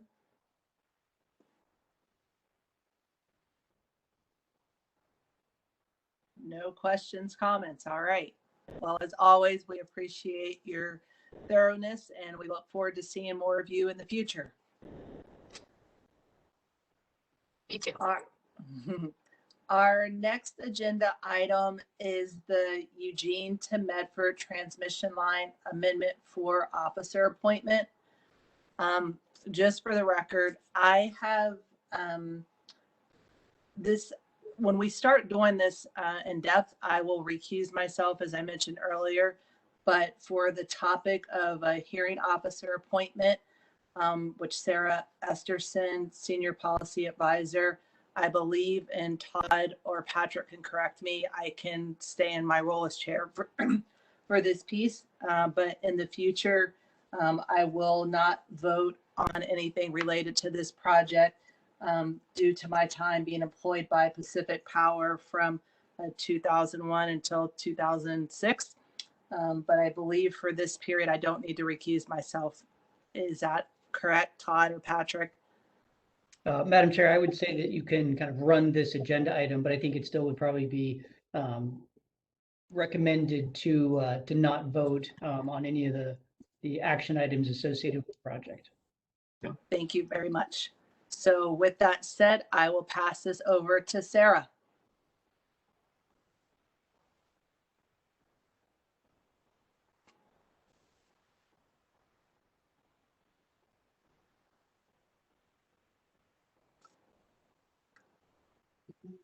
Okay, can you hear and see me? I can hear Yeah. you and I can see your screen and I Great. can see your face now. Great. Thank you. Well, again, good afternoon, Chair Grail and Vice Chair Howe, members of the council. For the record, Sarah Esterson, Senior Policy Advisor with the Oregon Department of Energy Siting Division. Agenda item F, as Chair Grail mentioned, seeks council's review and appointment of a hearing officer to preside over the contested case proceeding for Eugene to Medford transmission line request for amendment 4. And just to note, this is an amendment request. And so the amendment rules under OAR Chapter 345 Division 27 apply, which in some instances mirror the application rules, but as one example, have important differences related to the contested case. Specifically, like where an application, the application rules have an automatic contested case proceeding, but for an amendment, if a contested case is requested, council must first determine whether a contested case is justified.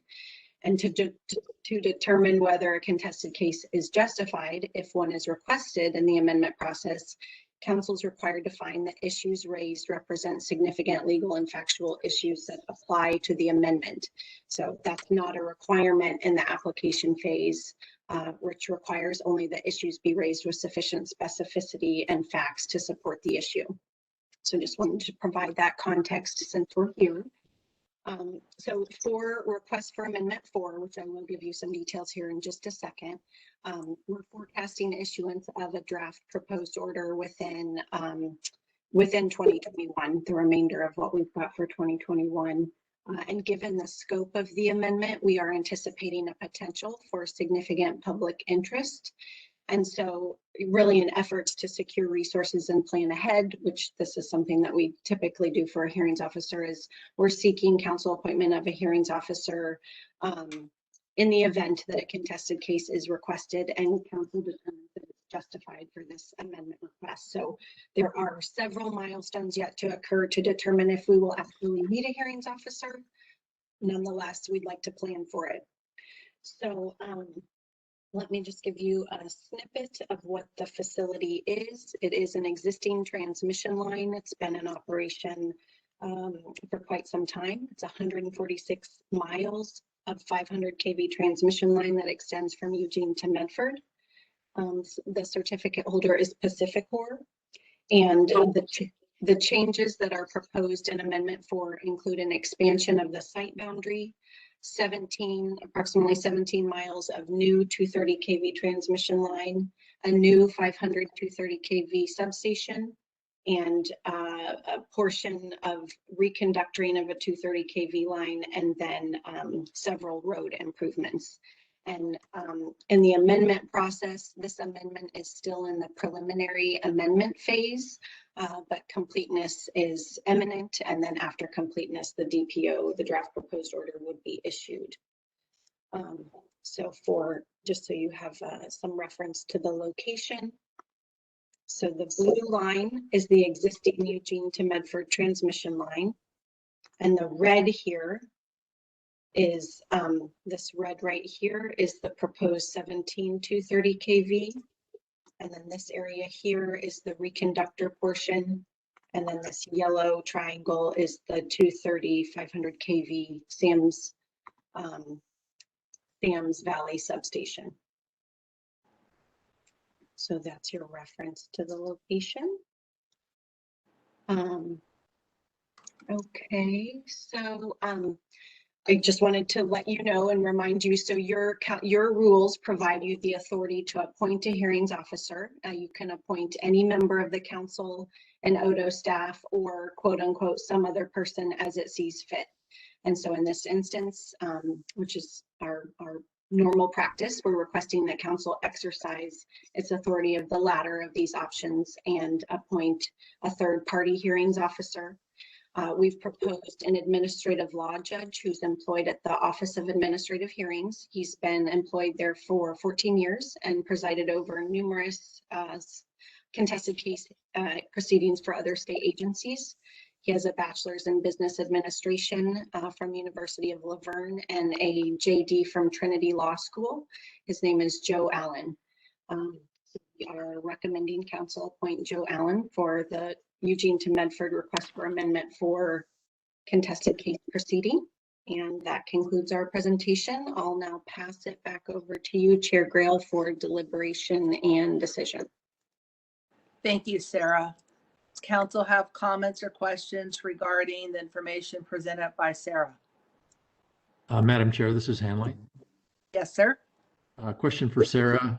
Sarah, I noted in the staff report that in this particular case, you're recommending that Joe Allen be appointed to conduct all proceedings. Is that just primarily focused on the contested case, or are there other proceedings that you're anticipating that he would be involved in?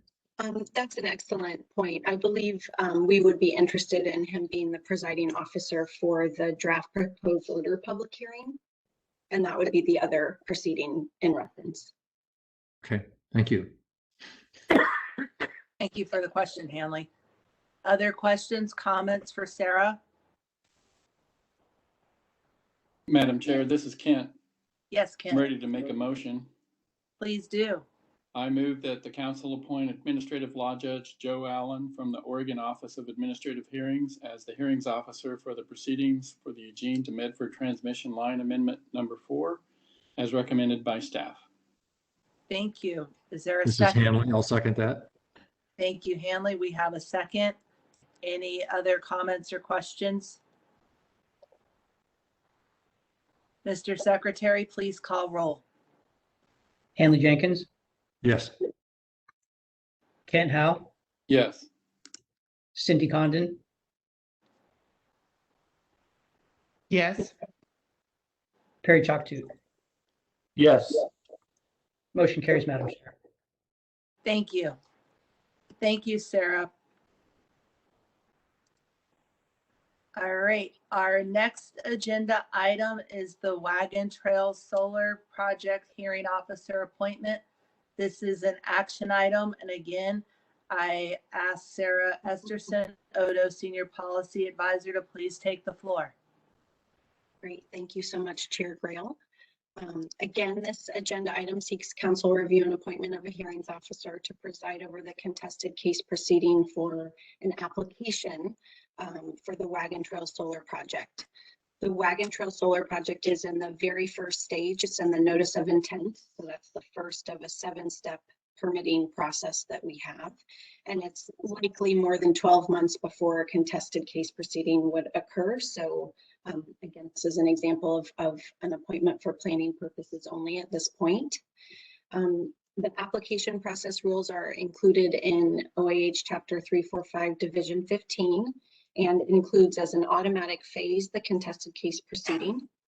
So we will definitely need a presiding officer to initiate and conclude that process.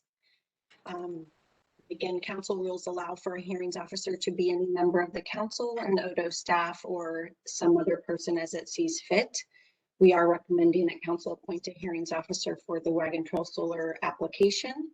Our proposed individual is administrative law judge from currently employed at the Office of Administrative Hearings. He's been employed there for 14 years and presided over numerous contested cases for other state agencies. He has a bachelor's degree in business administration from University of Laverne and a JD from Trinity Law School. So before we make our decision, let's just give you some context of what this proposal is. The Wagon Trail Solar Project is a proposed 500 megawatt solar facility to be located within an approximately 7,339 acre site boundary in Morrow County. Just to note that this would be the largest proposed solar facility under FSEC review to date. The applicant for this project is Wheat Ridge East Wind LLC, which is owned by NextEra Energy Resources LLC. And this project would be right next to and interrelated in terms of site boundary overlap with Wheat Ridge Renewable Energy Facilities 1 and 2. And then here is a representation of the site boundary. And again, I do have maps that show where Wheat Ridge 1 and 2 are if you're interested, but this is Wagon Trail's site boundary.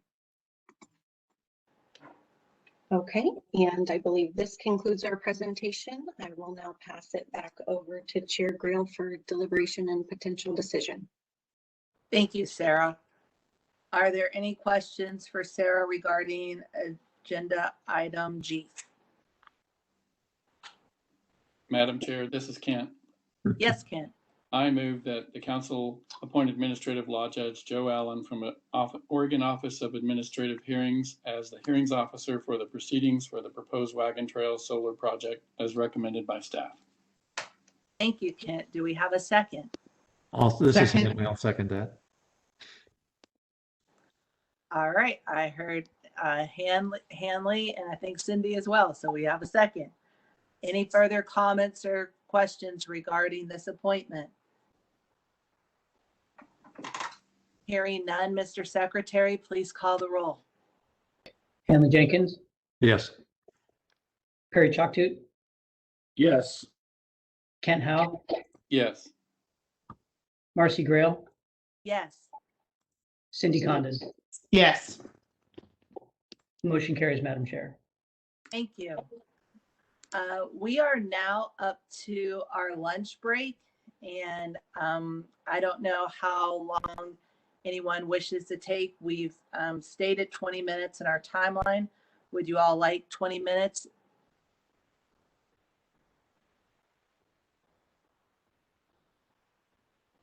No thoughts, questions? 15 minutes is great. Okay, I got a recommendation for 15. Any objection? No objection. All right, let's take a 15-minute break, which will have us resuming at 12:25. Thank you, everyone.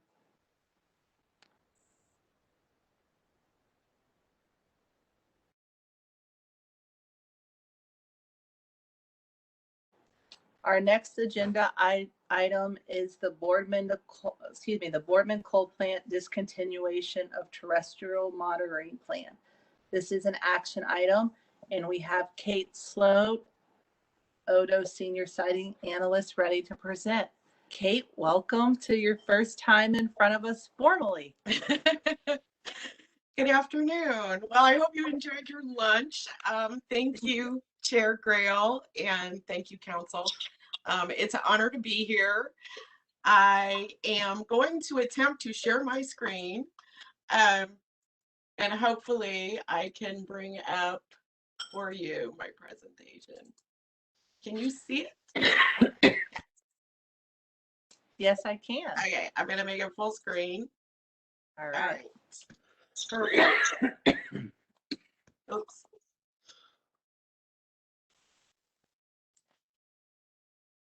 So I'm here today to present agenda item H, which is a request by the certificate holder, Pacific General Electric, to terminate their terrestrial monitoring plan for the Boardman Coal facility, the Boardman Coal plant.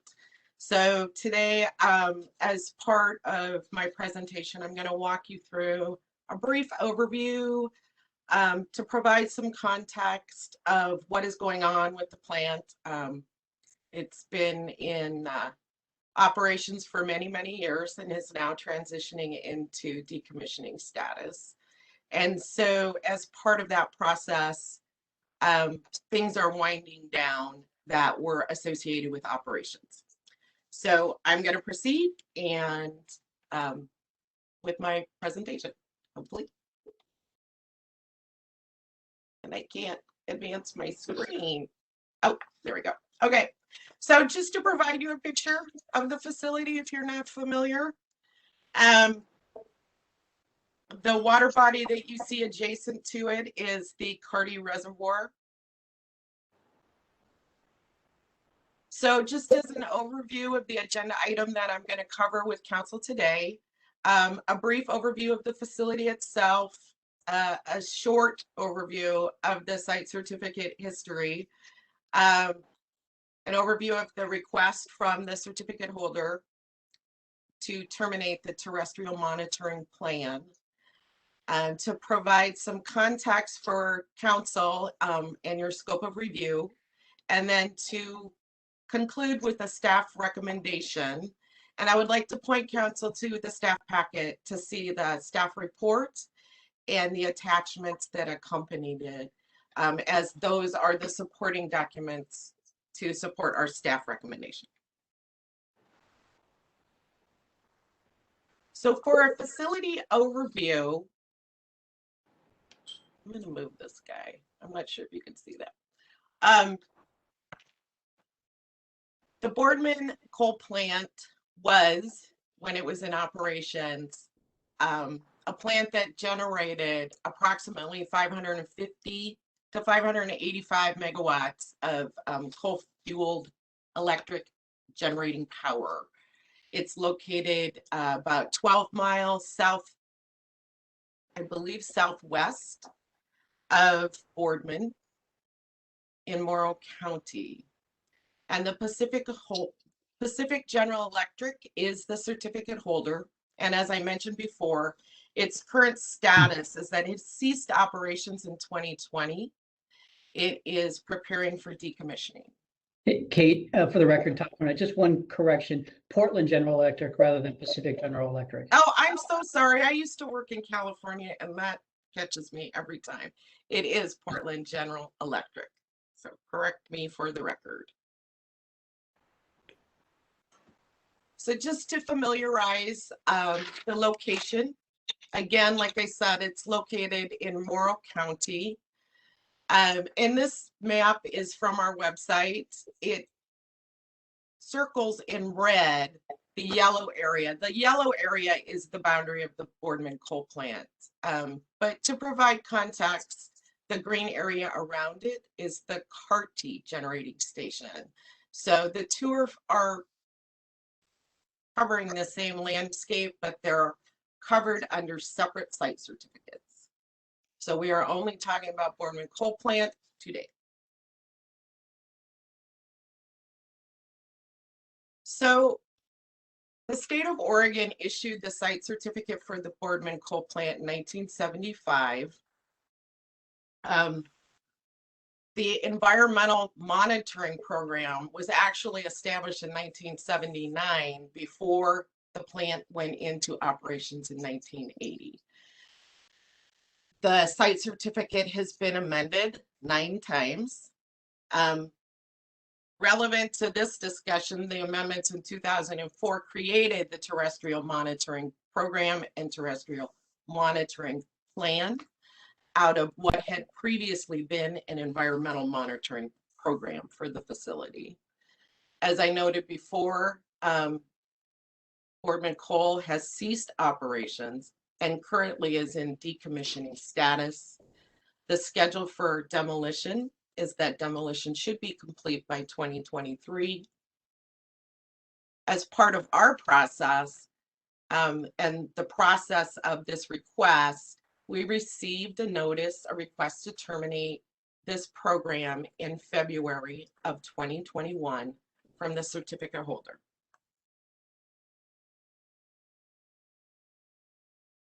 So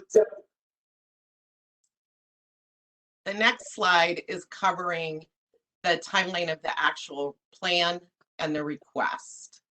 And as I said, the actual monitoring program has been in operation or been established in 1979. And it ran through 2004 under the original site certificate and those previous amendments. But a significant change in 2004 was to split the environmental monitoring program into a water quality program and a terrestrial monitoring program. And that was basically because of the advances and changes in environmental monitoring, a recognition that these were diverse programs. And so in 2004, the actual terrestrial monitoring plan was approved. And it's been the plan that's been in operation since for terrestrial monitoring for the facility. So in 2020, I'm bringing this up just to let you know the most recent changes to the TMP were to make a modification in removing the aerial monitoring for the program. And that request was approved by council in 2020, and that aerial monitoring requirement was dropped from the TMP. Again, as I noted in February of this year, we were notified by letter, and that letter is in the attachments with the staff report, by the certificate holder that they wanted to terminate the TMP because of their change in status from operations towards decommissioning.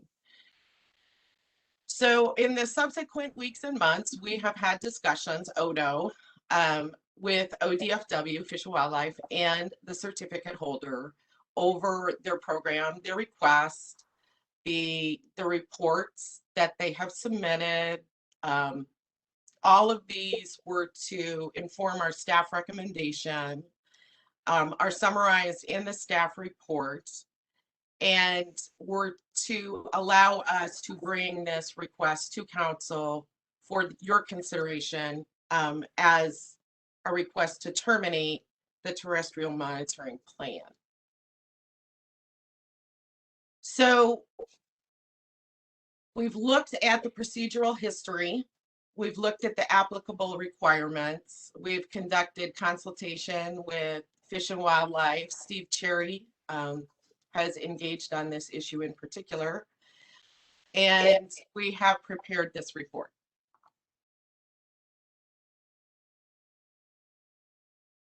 So this slide is just to provide some context of our request and bringing it to council. It's important to note that Boardman Coal was established in 1975 and it operates under the requirements of that site certificate.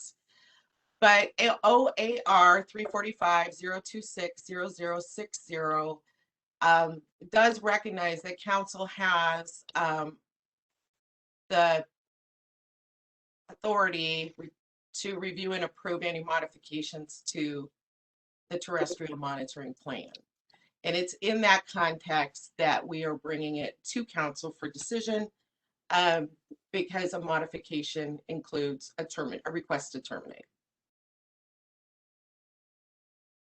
So just to let you know some of our findings from the review that we did within the department, you know, it's important to note that the terrestrial monitoring under the site certificate has been ongoing for 40 years. And in our consultations with ODFW and in the report submitted by the certificate holder, we have documented no significant impacts as a result of the operations of the facility in that time. The terrestrial monitoring program requirements in the original site certificate were clear that they applied to construction and operations. It's important to note, as I showed you on the slide, there is another adjacent facility, CARDI, and many of the similar monitoring activities will continue under that site certificate in that same landscape. We have consulted with ODFW, and they have concurred with this request. They also concurred with the no significant impacts observation of the 40 years of monitoring that has been conducted under this program. We have reviewed the record and all the associated requirements on the site certificate to make sure that we were aware of any requirements attached to this request, which is also, again, why we brought it to council, because we identified that this is subject to council oversight. And council does indeed have oversight to approve this request to terminate as a modification to the terrestrial monitoring plan for Boardman Coal.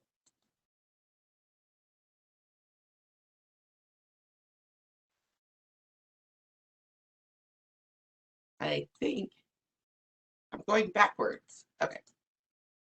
Sorry about that. Okay.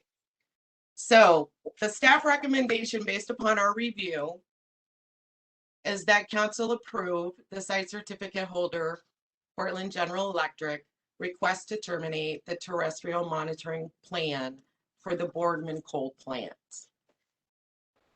And I have no more slides to present. If there are any questions about my presentation, I can answer them now. Otherwise, I will turn it back over to our chair. Thank you. All right, so Kate has presented us with the information for agenda item H. Does anyone have any questions or comments for Kate?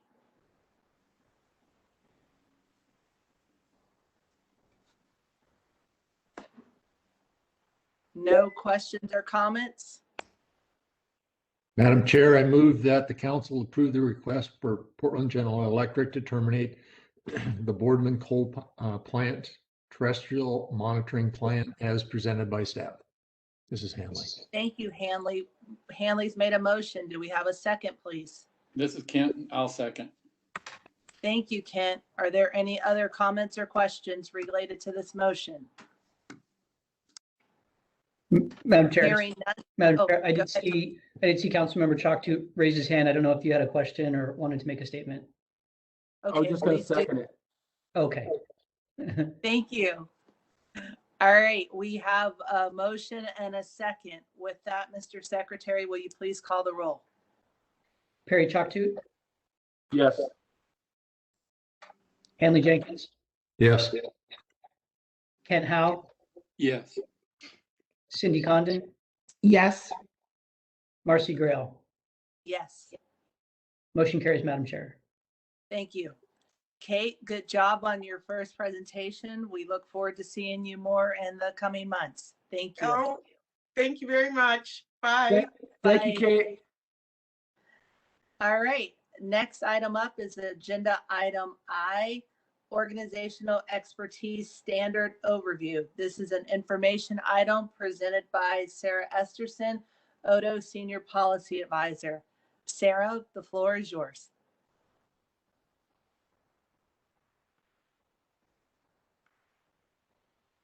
Okay, thank you so much, Chair Grail.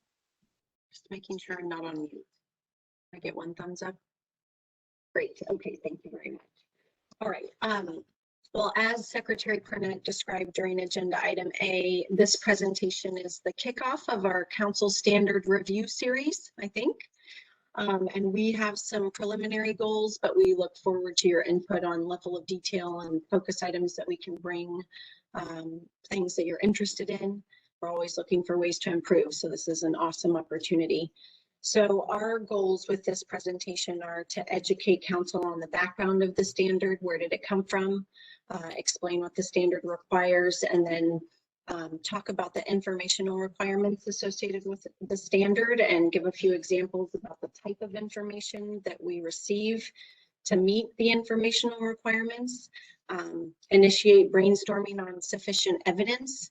So I'm just going to take a slight tangent before we launch in that, you know, under council's general standard of review, there's a requirement that council based its findings of compliance for all standards based on a preponderance of evidence.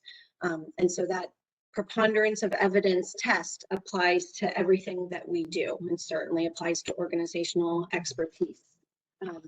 What does preponderance of evidence exactly mean? I mean, that is part of the struggle we deal with every day, but you know, it's what one considers sufficient to evaluate what the standard requires. And there are some definitions that we rely on, but we start with the guidance from Division 21 to at least identify what information we need, and then, you know, as how far that information goes to prove where it came from, the validity, that's, you know, in the eye of the beholder, I presume. But we're also going to talk a little bit about typical conditions that are imposed under organizational expertise and findings. And the intent is to initiate discussions for areas of improvement that might come out of, that might be able to inform Chris's rulemaking process or policy, or just help staff within citing better understand what they should ask applicants to provide or certificate holders to provide during the application and amendment review. I'd also like to just highlight the staff report that was provided for this agenda item. It does include applicable rule language. We haven't provided direct rule language in this presentation, but you have it in the staff report. I think it's really important that you know what that looks like. It also includes some example findings and conditions from a recent amendment for the Carty generating station and for the Madras application, which you might recall was just approved in June. And then the staff report also talks about the general standard of review. Okay, so organizational expertise. Again, before we get into it, it requires council to find that an applicant has demonstrated an ability to design, construct, and operate a proposed facility in compliance with all site certificate conditions. That's one, in a manner that protects public health and safety, and then has demonstrated an ability to restore the facility to a useful non-hazardous condition. So keep that framework in your mind as we talk through these things. So our background, statute has established council's authority to adopt an organizational expertise standard. That's 469501, sub 1. A version of the standard has been in place since 1980 and then has gone through several amendments all the way through 2002. Some of those amendments brought in looking at ISO certification and third-party permits. So, so now we're ready to talk about the informational requirements that feed into the evaluation of compliance with the organizational expertise standard. So first, and this is all in rule, the informational requirements for Exhibit A, they're summarized here for you. It requires contact information for the applicant and any related entities, and information about the legal status of the applicant, proof of their ability to do business in Oregon. Then I think this is, you know, if council's interested, I do want to take a few minutes here. The informational requirements for Exhibit D is the primary connection to organizational expertise. So this is where they have to give us a summary of their experience in constructing and operating similar facilities. They have to give qualifications for the entities that would construct and operate the facility, if known, a description of their compliance history, whether they have an ISO certification program, and then evidence that they can comply and or implement long-term mitigation. So, you know, based on my experience, what we normally get for these type of information requirements are summaries, summaries of facilities that have been built. It might be in the form of a table with the date the facility was built, a description of where and the type of facility. Similarly, for the regulatory and compliance history, we would get a summary of a citation that was issued and whether it was resolved in a timely fashion. And then they normally, for their ability to comply with long-term mitigation, describe their experience in working with qualified contractors to implement mitigation, and then they might describe contractors that they've worked with and their experience. So, you know, if anyone has any comments now, that's great, but do think in the back of your mind about this preponderance of evidence test. If there is certain information that you think the department should be receiving to meet these information requirements that is beyond a summary, that would be good to know, because that is what we get. You know, I don't really have any other examples to say, like, do we think we need resumes? Do we need certified statements to justify an understanding of an applicant's ability to design, construct, and operate an energy facility and comply with all applicable requirements? Because that's what we get. Okay. Excuse me, Sarah. Yes. Just for the last time, I want to remind everyone, if you have a comment, please feel free to speak up. I'm looking at multiple screens and may not see you. Thank you. So this is Cindy, Chair Grail, Sarah. Thank you, and thank you for having this in the agenda. I find it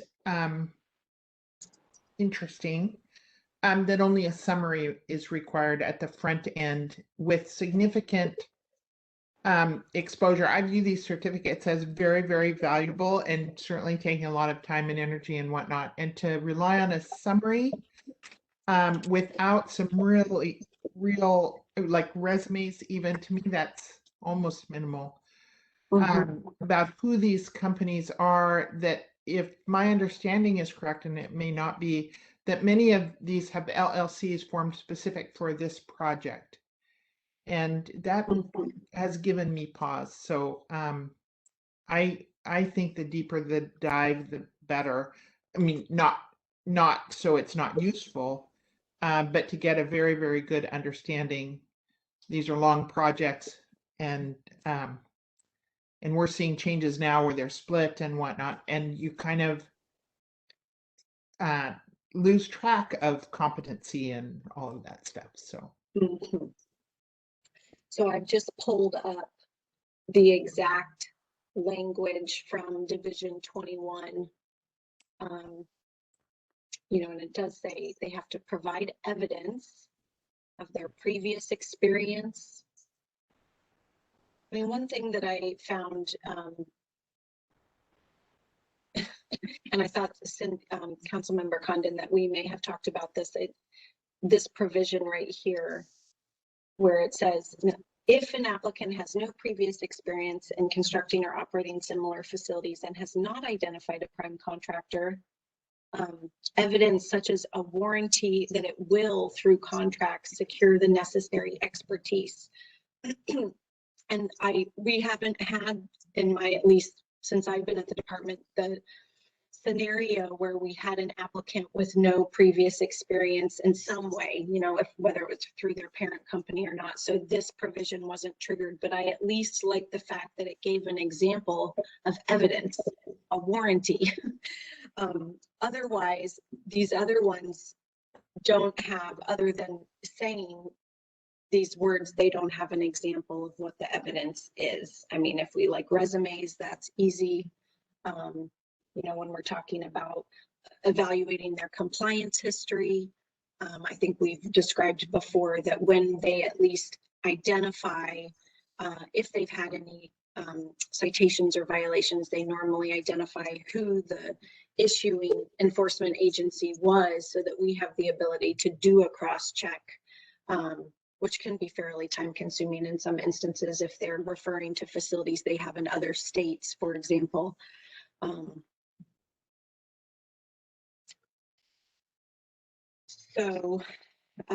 Yeah, and of course, in some instances, we have the ability to Google a facility, an applicant's name to validate where their facilities are, if they're referencing that they, that they've built X number of other types of facilities.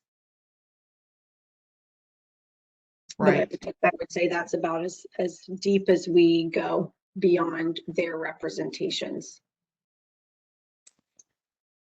Chair Grail, this is Kent, and I'm kind of thinking about this from the standpoint of their broad subjective requirements, and that's why we have a council do the evaluation and determination of the legitimacy of their ability to perform.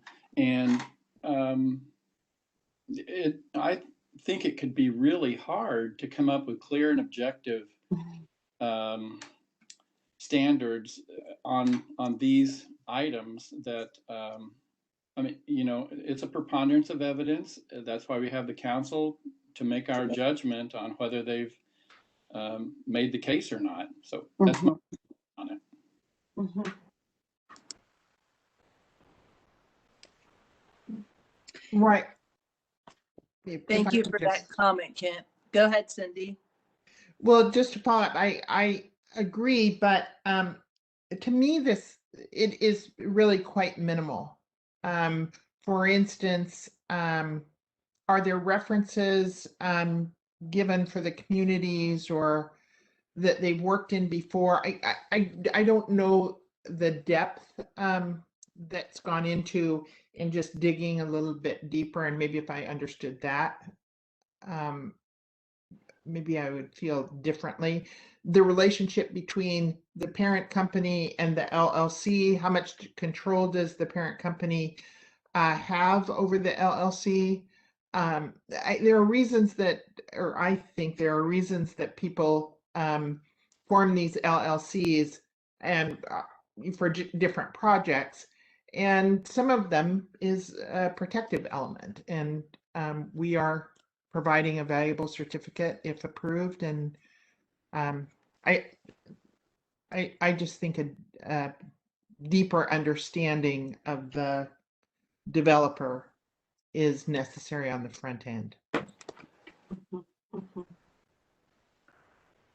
Thanks, Cindy. Yeah, and what I'm trying to show here is the requirements of information they have to provide when they are an LLC or an indirect subsidiary, when there are multiple entities involved. This is what we get.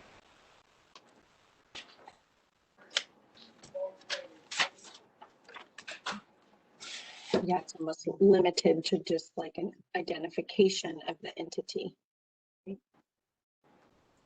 And are we limited to these or? Well, and I might defer to Todd and Patrick. I don't think that we are strictly limited to this, what's in rule, but it becomes very challenging to justify the ask when it's not supported by rule.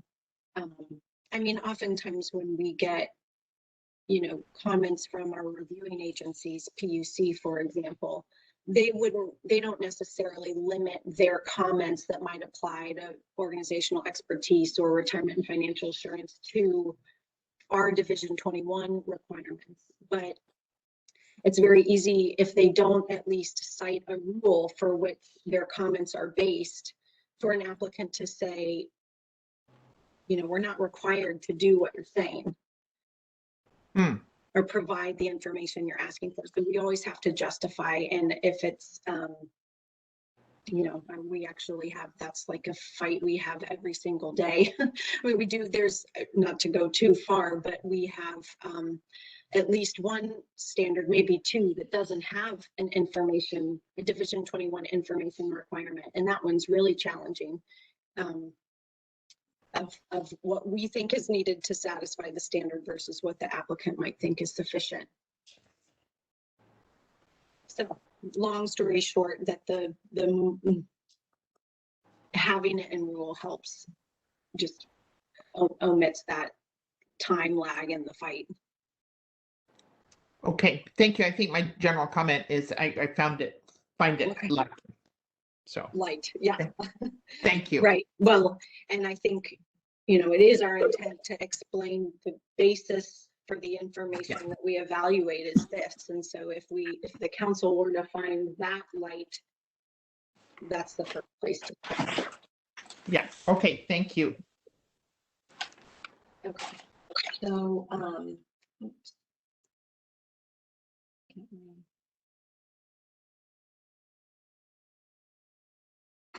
Okay, so we just reviewed the informational requirements that inform Exhibit D, which is the primary exhibit evaluated for organizational expertise.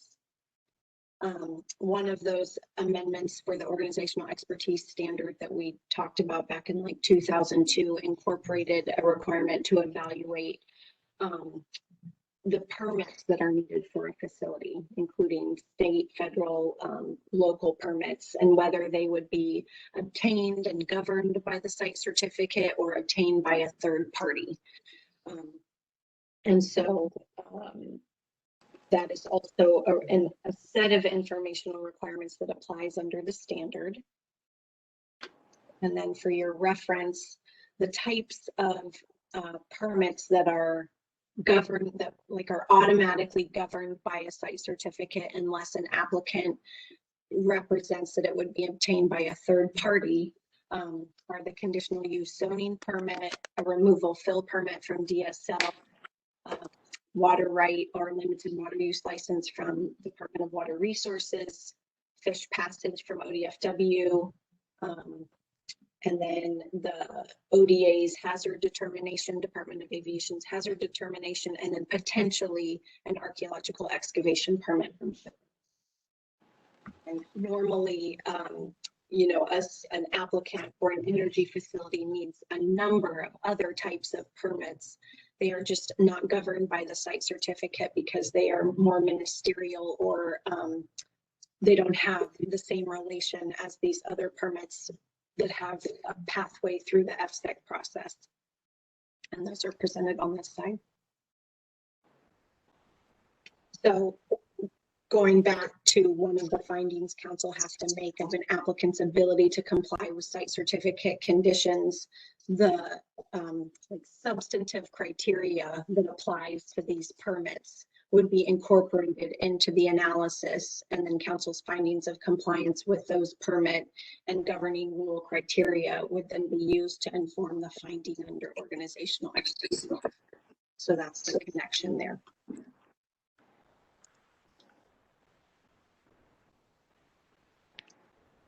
So this is really an overview of everything we've just gone over.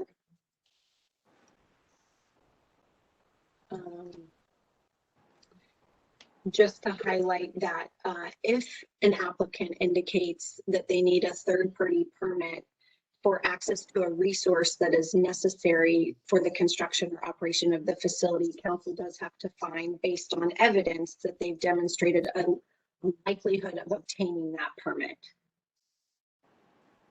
And in some instances, that evidence, at least in our history, has been based on a condition that requires prior to construction that they get that permit. So in several instances in our process, preponderance of evidence is both based on information in an application and what can be the outcome of compliance with a pre-construction condition, for example. Okay, so then And I might push us over to the staff report again, but we have provided in that staff report example findings and conditions that were imposed for an investor-owned utility such as Portland General Electric for the Carty Generating Station Amendment 1, and then similarly for a consumer-owned utility, which is Ecoplexus for the Madras Solar Energy Facility. And I think what you would more likely be interested in is the types of conditions we're imposing under organizational expertise. And we're certainly interested in whether council thinks those should be tightened up. So give me 1 second here. Okay, so here's a good example. So if everyone can see organizational expertise 6. I would say it is, now this actually represents an attempt to tighten the conditions up, but almost every single site certificate includes the requirement that prior to construction, the certificate holder provide the qualifications of its primary contractor and subcontractors and their ability to both comply with site certificate conditions and you know, build the facility. And so we have, at least in this condition, that the qualifications have to demonstrate that they have experience and that they have experience in similar type of construction. And I would say what we normally get for that is, in some instances, it's like the statement of qualifications that for the company itself, and then a resume for the project manager. And we often also get a link to a website for the company. And then we normally, if we can, do dig around on the website to see if we can find compliance or safety history for the contractor. And although, I mean, I think that it kind of lends itself to challenges, because I don't know if, you know, what would be the criteria that we would find that would say this entity is not qualified. But most of these, if not most, but the contractors' qualifications that we've reviewed, at least in the last 5 years, have had significant experience in the area.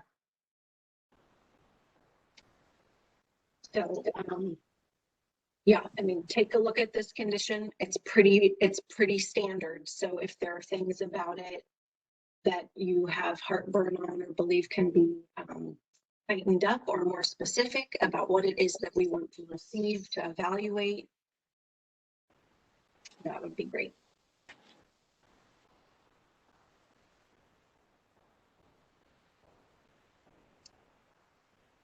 And again, you guys have this in your staff report, so if you can mull it over and definitely let us know.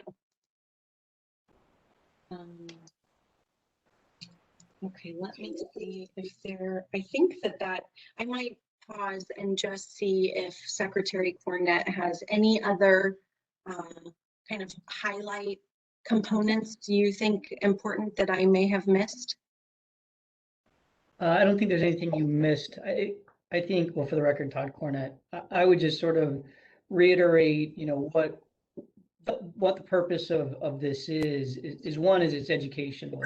It's an attempt to make sure that you can review, you know, what materials are required to be submitted in the notice of intent, in the application, and then what's the standard that the, you know, applicants or site certificate holders have to meet. You know, and so part of that's just to understand what we require of them. But I think beyond that, you know, it's really is what Sarah was getting into is within the rules themselves. And so under the application materials, you know, are we requesting and requiring them to submit the information that's within the context of the rules that you believe we should be requesting them to submit? Are we, you know, asking them to submit too little information, too much information? Is it just right? You know, where are there sort of, comfort or discomfort that you're seeing, in the way that we've been doing this, if at all? And then similarly with the standards is, are you okay with how we've been implementing these standards? And the answer could be no, and that's fine. And that gives us the ability to say, all right, can we, within the context of these rules, make changes, or do we highlight, say, organizational expertise as a future rulemaking that you're interested in evaluating? Because even within the context of the submittal requirements and the standards, it's not sufficient in your mind, in which case you'd like to take another look at this, in the context of rulemaking. So really, that's what we're trying to gather as part of this is where are you at based upon what we've been doing with these rules? So that's just kind of a more higher level, perspective on what we're interested in hearing from council.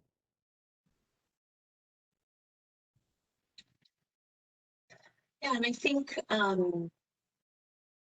maybe one thing we could do just as we move or continue this discussion is similar to what I've been trying to do, but kind of identify the form of the information that we're getting, and for both the application and for compliance with the conditions.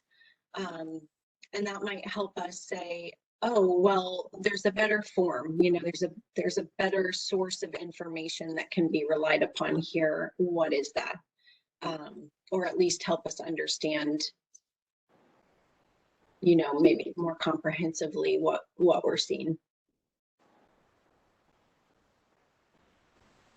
So, yeah, I hope I didn't cut that too short, but I think that concludes my presentation. If you would like to talk about anything specific from the staff report, which I do want to give credit to Chris Clark. He did an amazing job pulling that together. A lot of good details. So if there's anything from that you'd like to talk about, we are ready. Council, do you have any questions? Okay. This is Cindy, and I just want to digest it fully. I wanted to hear the presentation, certainly.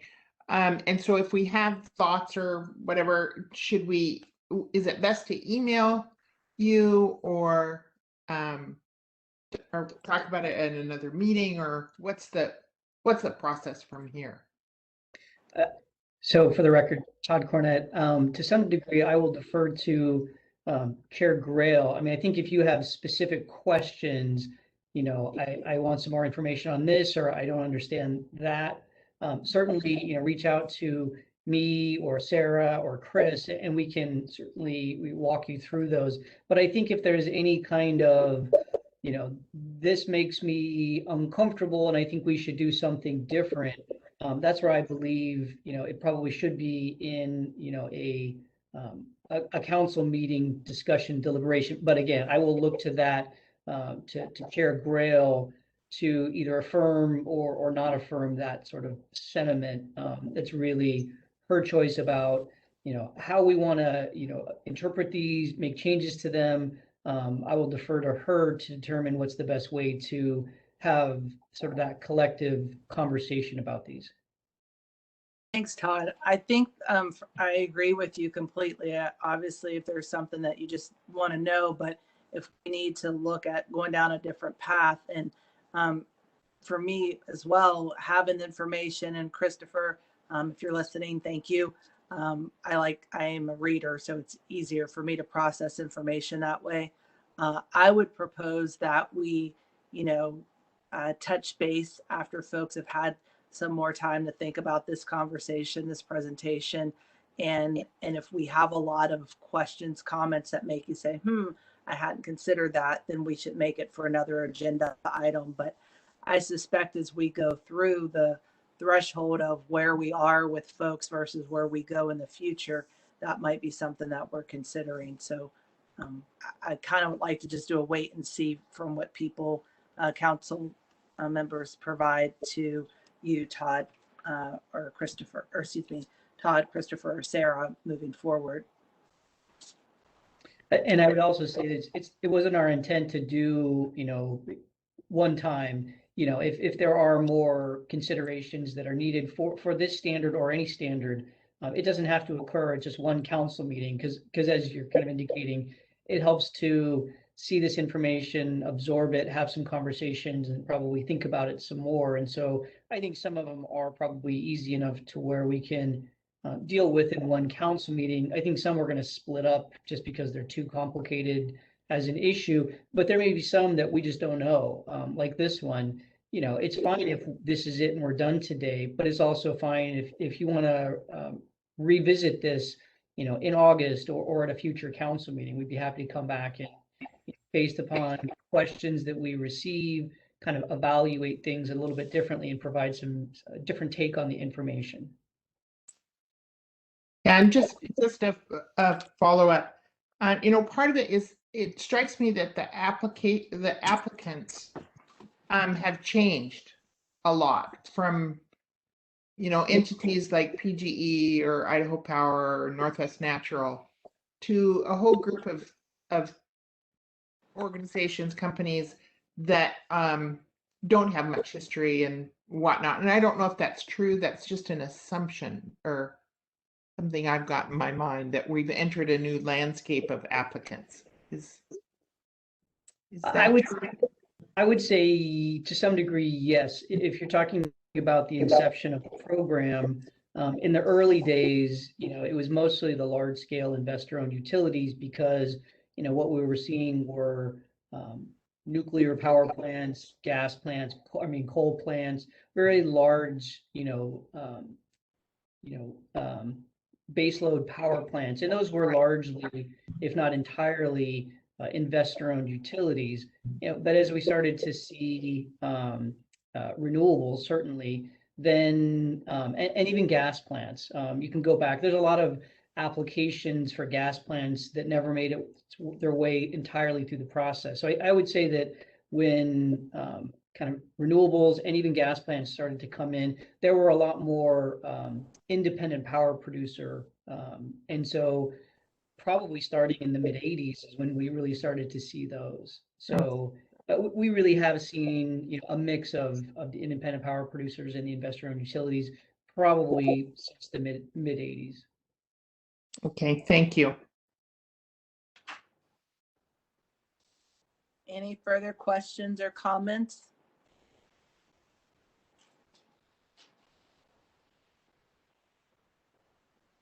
Well, Sarah, thank you for being willing to take the inaugural leap and get us started on this series. I think it's important that as we all continue becoming more knowledgeable along with the public, that we really have an understanding of how staff does process this information, and definitely appreciate your willingness to take our feedback and see how we can all feel I don't want to say more secure, but at least more educated on the issue. So thank you very much for your efforts. And again, Christopher, thank you for the document too. Thank you. Okay, well, according to the timeline, there are no further agenda items. I will pause and ask Secretary Cornett if there's anything else that we need to address. Madam Chair, I don't think there's anything at this point in time. Just looking around at anybody else, if anybody else has anything, but otherwise, I think we're good on our end. All right. Well, as usual, it's been wonderful seeing everyone. I'd like to thank everyone, developers, members of the public, other stakeholders for your participation and joining us today. At this time, it is 1:15 p.m. and the July 23rd, 2021 meeting of the Energy Facility Siting Council is now adjourned. Thank you. Thank you. Thank you all. Bye. See you next month. All right. Thanks.